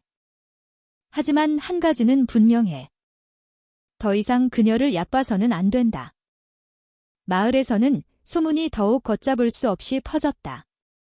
어떤 이는 송 기사가 죽기 전에 그의 집 근처에서 한 여자의 그림자가 오랫동안 서 있는 것을 봤다고 맹세했다. 또 어떤 이는 한밤중에 아무도 없는 길에서 트럭 엔진 소리가 울리는 것을 들었다고 주장했다. 공포는 더욱 심해졌다. 마침내 박석희 이장이 창백한 얼굴로 경찰서를 찾아왔다. 더 이상 이렇게 살 수는 없습니다. 그가 나직이 말했다. 사람들이 마을 밖 친척 집으로 이사가기 시작했습니다. 이대로 가다가는 산청은 서서히 죽어갈 겁니다. 한경감은 똑바로 쳐다보며 무거운 목소리로 말했다. 범인을 그냥 두지 않겠습니다. 하지만 협조가 필요합니다. 아무리 사소한 정보라도 숨기지 마십시오. 다음 날 밤, 이름 없는 봉투가 경찰서에 도착했다. 그 안에는 한경감의 가족이 시장에서 쇼핑하는 사진이 들어 있었다. 멀리서 몰래 찍은 것이었다. 사진 뒷면에는 무서운 메시지가 적혀 있었다. 모든 사람이 희생자가 될 수 있다. 내가 가장 사랑하는 사람조차도. 그것을 본 김 형사는 눈을 동그랗게 떴다. 경감님, 이건 너무합니다. 그녀는 정말로 경감님 가족을 감시하고 있습니다. 한경감은 오랫동안 침묵했다. 그의 숨은 무거웠지만 눈빛은 더욱 날카로워졌다. 그녀는 내가 흔들리길 원하지만 이것은 오히려 그녀가 점점 더 궁지에 몰리고 있다는 증거야. 다른 한편 이서연은 이 게임의 모든 단계를 즐기고 있었다. 그녀는 손에 싼 술 한 잔을 들고 앉아 있었다. 그녀의 입술은 만족감에 차 있었다. 하지만 그 미소 뒤에는 그녀 자신을 괴롭히기 시작한 그림자가 있었다. 때때로 그녀는 멀리서 동생이 부르는 소리를 들었고 때로는 실망한 표정으로 방 한구석에 서 있는 어머니를 보는 듯했다. 이서연은 감정을 억누르며 잠시 눈을 감았다. 아니, 아직 끝나지 않았어. 모두가 내가 겪었던 고통을 느껴야 해. 지금 흔들려서는 안 돼. 그날 밤 다시 폭우가 쏟아졌다. 한경감은 사무실 창가에 서서 어두운 하늘을 바라보았다. 그는 마음속으로 이서연이 저 밖에 있다는 것을, 어쩌면 같은 방향을 바라보고 있을지도 모른다는 것을 알았다. 이것이 그림자 게임이라면 그가 조용히 속삭였다. 나는 버틸 것이다. 하지만 기억해라, 모든 그림자는 존재하기 위해 빛이 필요하고 내가 그 빛이 될 것이다. 그날 밤 산청 마을 회관은 창백한 얼굴들과 잠 못 이뤄 퀭한 눈들로 가득했다. 박서기 이장이 경찰에 확답을 요구한 후 주민들이 모였다. 구석마다 등유 램프가 설치되었고 그 불빛은 밤바람에 흔들렸다. 분위기는 너무나 긴장되어 거의 아무도 감히 큰 소리로 말하지 못했다. 한 노인이 떨리는 목소리로 너무 오랫동안 공포 속에서 살았다고 말했다. 사람들이 하나둘씩 죽어가고 이제는 그저 자기 차례를 기다릴 뿐이라고. 언제까지 이렇게 살아야 합니까? 그가 나직이 한탄했다. 한태석 경감이 그들 앞에 섰다. 그의 얼굴은 굳어 있었지만 눈에는 숨기기 힘든 피로가 서려 있었다. 여러분이 불안해하는 것을 압니다. 저희가 계속 노력하고 있다는 것을 믿어주십시오. 범인은 점점 더 대담해지고 있지만 그것은 그가 궁지에 몰리기 시작했다는 신호입니다. 주민들은 여전히 속삭였고 일부는 고개를 숙였으며 일부는 마치 언제든 무언가 나타날까 두려운 듯 문 쪽을 힐끗거렸다. 갑자기 마을회관 문이 열렸다. 밤바람이 들어와 등유 램프의 불꽃을 거칠게 흔들었다. 문지방에 한 여자의 실루엣이 서 있었다. 검은 비옷이 그녀의 몸을 감싸고 있었다. 그녀의 얼굴은 창백했지만 빛에 비친 그녀의 아름다움은 여전히 뚜렷했다. 모든 사람이 숨을 죽였다. 그것은 이서연이었다. 그녀의 발걸음은 느렸다. 그녀의 샌들 소리가 조용한 방 안에 울려 퍼졌다. 그녀는 비옷을 벗었고 몸에 붙는 소박한 흰색 원피스가 드러났다. 그녀의 입술에 엷은 미소가 새겨졌다. 이 중요한 모임을 방해했다면 죄송합니다. 그녀가 차분한 목소리로 말했다. 그 삼엄한 분위기와는 너무나 어울리지 않는 평온함이었다. 박석이 이장이 떨리는 몸으로 일어섰다. 당신이 여기서 뭘 하는 거요? 한경감과 김 형사가 동시에 일어섰다. 반사적으로 그들의 손이 총자루로 향했다. 하지만 이서연은 항복하듯 양손을 들어 올렸다. 진정해요, 경감님. 도망치러 온 게 아니에요. 메시지를 전하러 왔어요. 누군가 움직이기도 전에 이서연은 손뼉을 2번 쳤다. 밖에서 탑차 엔진 소리가 가까워지는 것이 들렸다. 주민들은 작게 비명을 질렀고 일부는 뒤로 물러섰다. 한경감의 심장이 거세게 뛰었다. 트럭은 마을회관 바로 앞에 멈췄다. 뒷문이 세차게 열렸다. 악취가 즉시 방 안으로 스며들었다. 그 안에는 남자 2명과 여자 1명, 총 3구의 새로운 시신이 쓰러져 있었다. 그들의 얼굴은 검푸르렀고 방금 목숨을 잃은 것이 분명했다. 주민들의 비명이 터져나왔다. 어떤 이는 기절했고 어떤 이는 히스테릭하게 울었으며 몇몇은 공포에 질려 마을회관 밖으로 뛰쳐나갔다. 이서연은 똑바로 서서 한경감을 응시했다. 직접 보셨죠, 경감님. 나는 숨지 않아요. 여러분 앞에서 모든 것을 보여주고 있어요. 이건 단순한 살인이 아니에요. 이건 메시지예요. 누구에게도 안전한 곳은 없다는. 김 형사가 분노에 찬 눈으로 총을 겨눴다. 움직이지 마, 이서연. 넌 미쳤어. 이서연은 희미한 미소를 지으며 그를 돌아보았다. 그럴지도. 하지만 이 광기는 당신들로부터 태어난 거야? 목숨보다 돈을 더 중시하는 세상으로부터. 한경감이 한 걸음 앞으로 나섰다.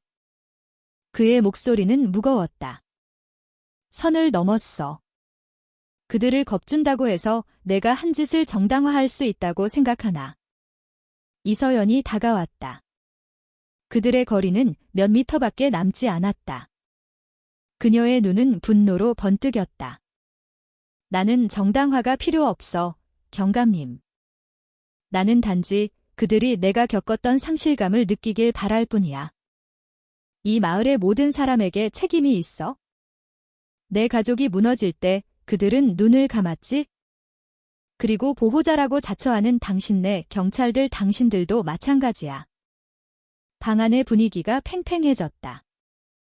갑자기 이서연이 주머니에서 무언가를 꺼냈다. 칼이나 총이 아니라 바닥에 던져진 작은 열쇠였다. 더 알고 싶다면 동쪽 숲가에 있는 창고를 찾아가. 하지만 기억해, 시간은 많지 않아.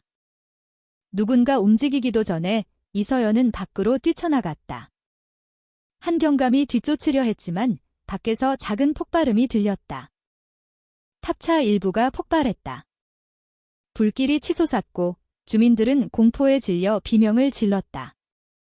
그 혼란 속에서 이서연은 밤의 어둠 속으로 사라졌다. 불이 꺼진 후 한경감은 불에 탄 트럭 잔해 옆에 서 있었다.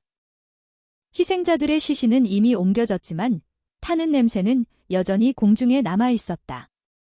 주민들은 공포와 분노에 찬 얼굴로 모여들었다.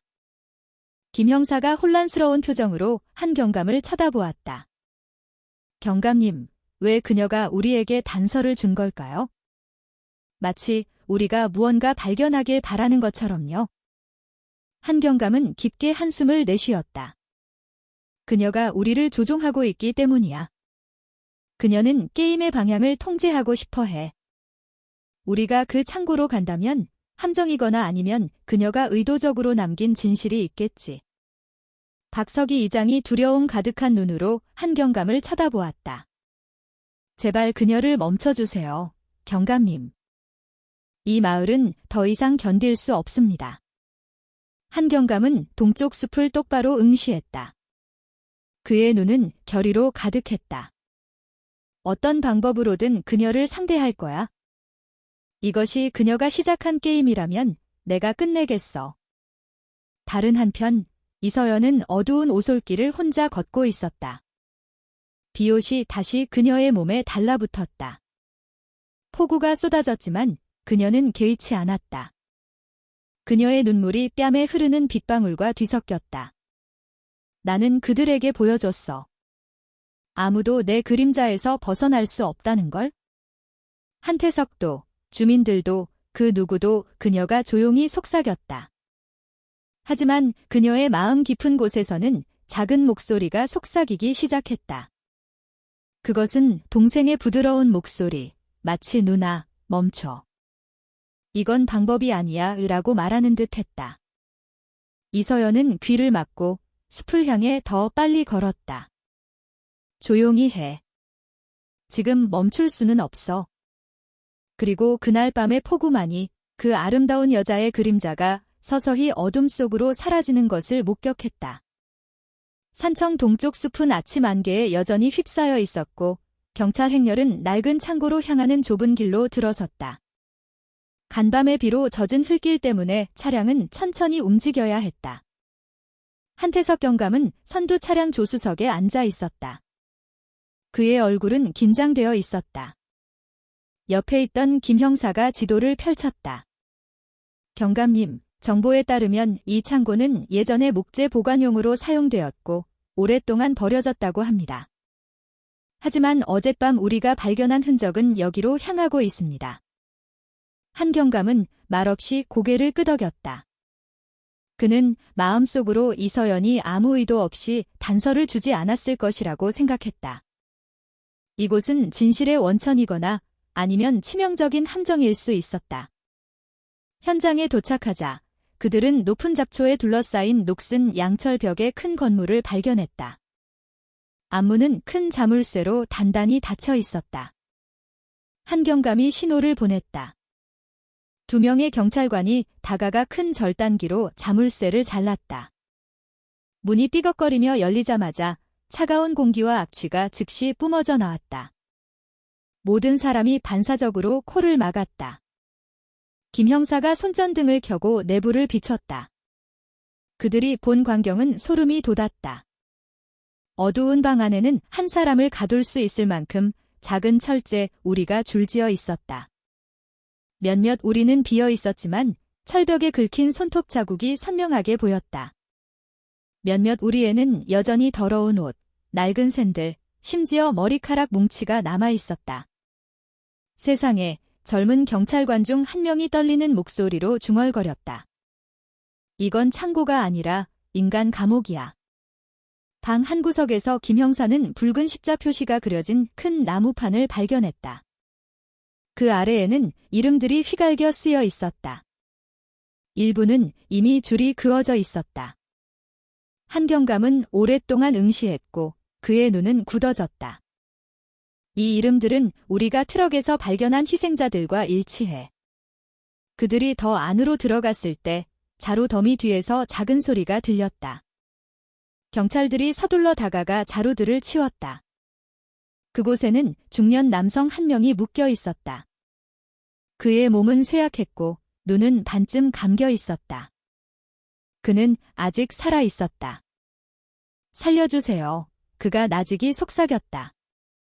그들은 서둘러 그를 풀어주고 물을 조금 마시게 한 후 창고 밖으로 데리고 나갔다. 남자는 살아남았다. 며칠 동안 먹지 못해 몸은 깡마르고 말랐지만 그 안도감은 잠시뿐이었다. 김 형사가 뒷벽을 따라가다가 문에 연결된 케이블이 달린 작은 금속 상자를 발견했다. 경감님, 폭탄입니다. 그가 공포에 질려 소리쳤다. 한 경감은 즉시 소리쳤다. 모두 지금 당장 밖으로 나와. 경찰들은 방금 구출한 남자를 데리고 창고를 뛰쳐나갔다.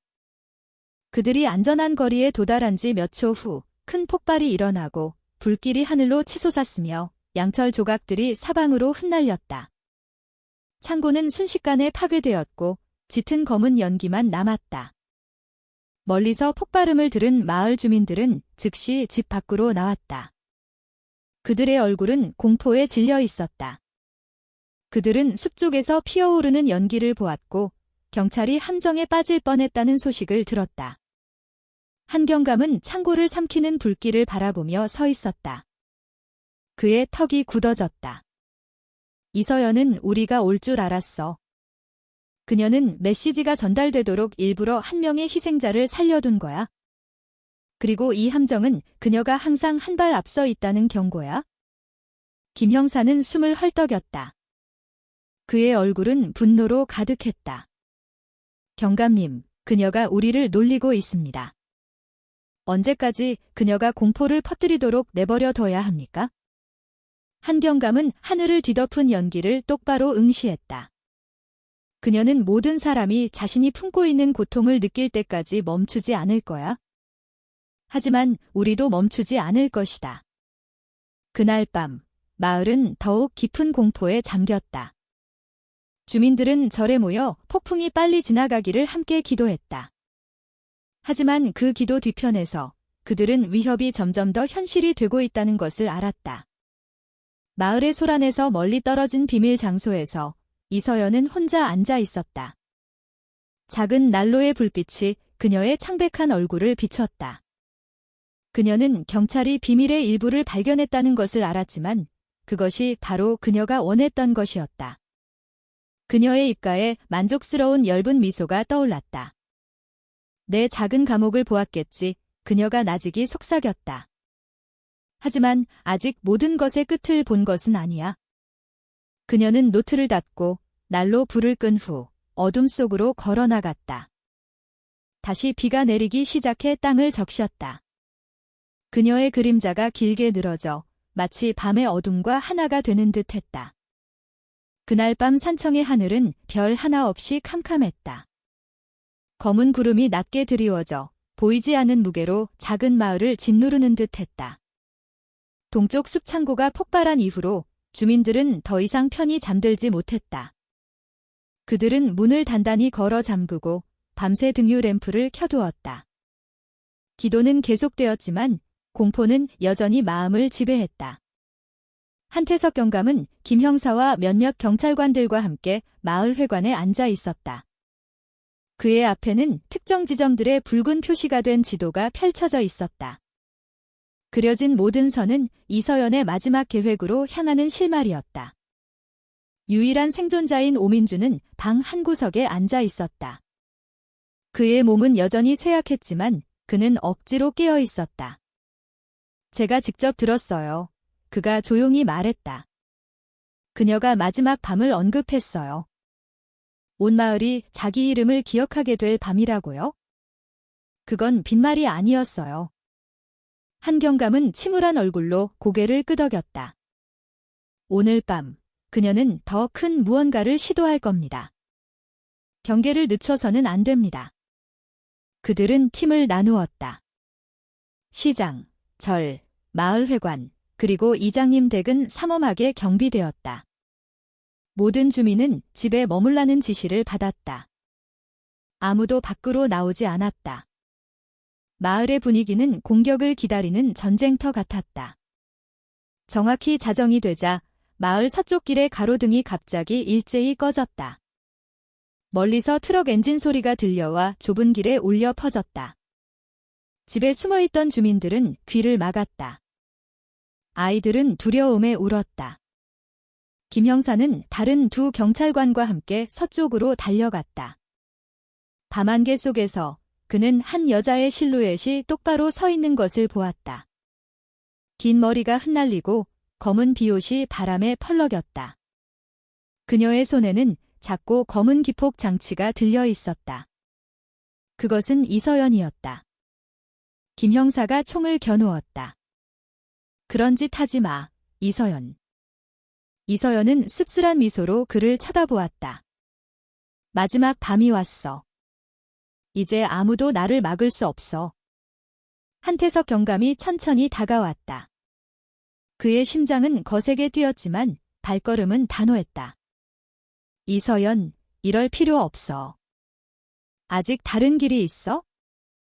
말해. 이서연은 씁쓸하게 작게 웃었다. 내 가족이 헛되이 죽고 아무도 신경 쓰지 않았는데 말해서 뭐 해? 이 마을은 눈을 감았어. 경찰은 기자들 카메라가 와야만 움직였지? 당신들 모두 똑같아. 오민준이 멀리서 소리쳤다. 그의 목소리는 쉬어 있었다. 이서연 씨, 나도 그 창고에 있었어요. 당신이 우리를 떠날 때 우는 걸 봤어요. 그건 당신에게 아직 마음이 있다는 증거예요. 제발 이러지 마세요. 이서연의 눈이 순간 흔들렸다.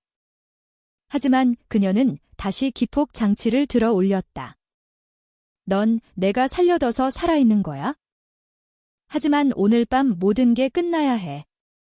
김 형사가 총을 더 꽉 쥐려 하자 한경감이 그의 팔을 막았다. 안 돼. 지금 우리가 쏘면 그 손가락이 버튼을 누를 수 있어. 이서연은 눈을 번뜩이며 미소 지었다. 똑똑하군, 경감님. 하지만 그래도 너무 늦었어. 갑자기 마을 북쪽에서 작은 폭발음이 들렸다. 비어있던 낡은 창고에서 작은 불길이 치솟기 시작했다. 주민들이 비명을 질렀다. 한경감은 즉시 깨달았다. 저건 시선 끌기용이야. 진짜 폭탄은 이서연 손에 있어? 그는 그녀의 눈을 똑바로 응시했다. 만약 정말 내 가족을 위해 이러는 거라면 이번 한 번만 내 말을 들어. 나도 가족을 잃었어, 이서연. 하지만 나는 파괴하는 대신 살아남는 것을 택했어. 너를 괴물로 만들어서 그들을 2번 죽게 하지 마. 이서연은 몇 초간 침묵했다. 주머니에서 낡은 가족 사진이 떨어져 땅에 펼쳐졌다. 달빛 아래 동생의 미소가 선명하게 보였다. 그녀의 손이 심하게 떨렸다. 조용히 해, 그녀가 속삭였다. 조용히 해. 지금 멈출 수는 없어. 한경감은 틈을 보았다. 그는 재빨리 앞으로 나아가 이서연의 손에서 기폭 장치를 걷어찼다. 기폭 장치는 땅으로 날아갔고 한 경찰관이 낚아챘다. 김 형사가 즉시 뒤에서 이서연의 팔을 제압했다. 놔. 날 막지 마, 이서연이 히스테릭하게 소리쳤다. 그녀의 눈물이 쏟아졌다. 그녀의 얼굴은 절망으로 가득했지만 그녀가 계획했던 대폭발은 일어나지 않았다. 산청 마을은 그 마지막 밤에서 살아남았다. 이서연은 무릎을 꿇고 쓰러져 두 손으로 땅을 쳤다. 안 돼. 그들도 느껴야 했어. 내 고통을 알아야 했어? 한경감이 고개를 숙였다. 그의 목소리는 단호했지만 동정심이 서려 있었다. 내가 상처받은 거 알아. 모든 것을 잃은 것도 알아. 하지만 이건 답이 아니야. 넌 마을을 파괴할 뿐만 아니라 내 가족이 제대로 기억될 유일한 희망마저 파괴하고 있었어. 이서연의 눈은 젖어 있었고 목소리는 나직했다. 어쩌면 정말 내가 괴물인지도 몰라. 김 형사는 여전히 그녀를 꽉 잡고 있었다. 당신은 괴물이 아니에요, 이서연. 그저 잘못된 길을 선택했을 뿐이에요. 하지만 오늘 밤 당신의 게임은 끝났습니다. 경찰이 그녀의 손에 수갑을 채우고 호송차로 데려갔다. 숨어있던 마을 주민들이 마침내 밖으로 나왔다.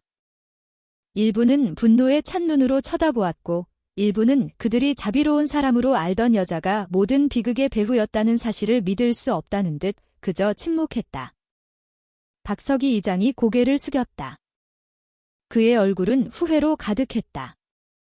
우리 모두가 잘못했습니다. 과거에 눈을 감았던 것은 우리였고 이것이 우리가 받은 대가입니다. 오민주는 멀리서 이서연을 쳐다보았다. 그의 마음은 아팠다. 그는 그 복수심이 실제 상처에서 비롯되었다는 것을 알았다. 하지만 그는 또한 이서연의 운명이 이제 바뀔 수 없다는 것도 알았다. 그 밤은 큰 폭발 없이 끝났지만 그 어떤 것보다 더 깊은 상처를 남겼다.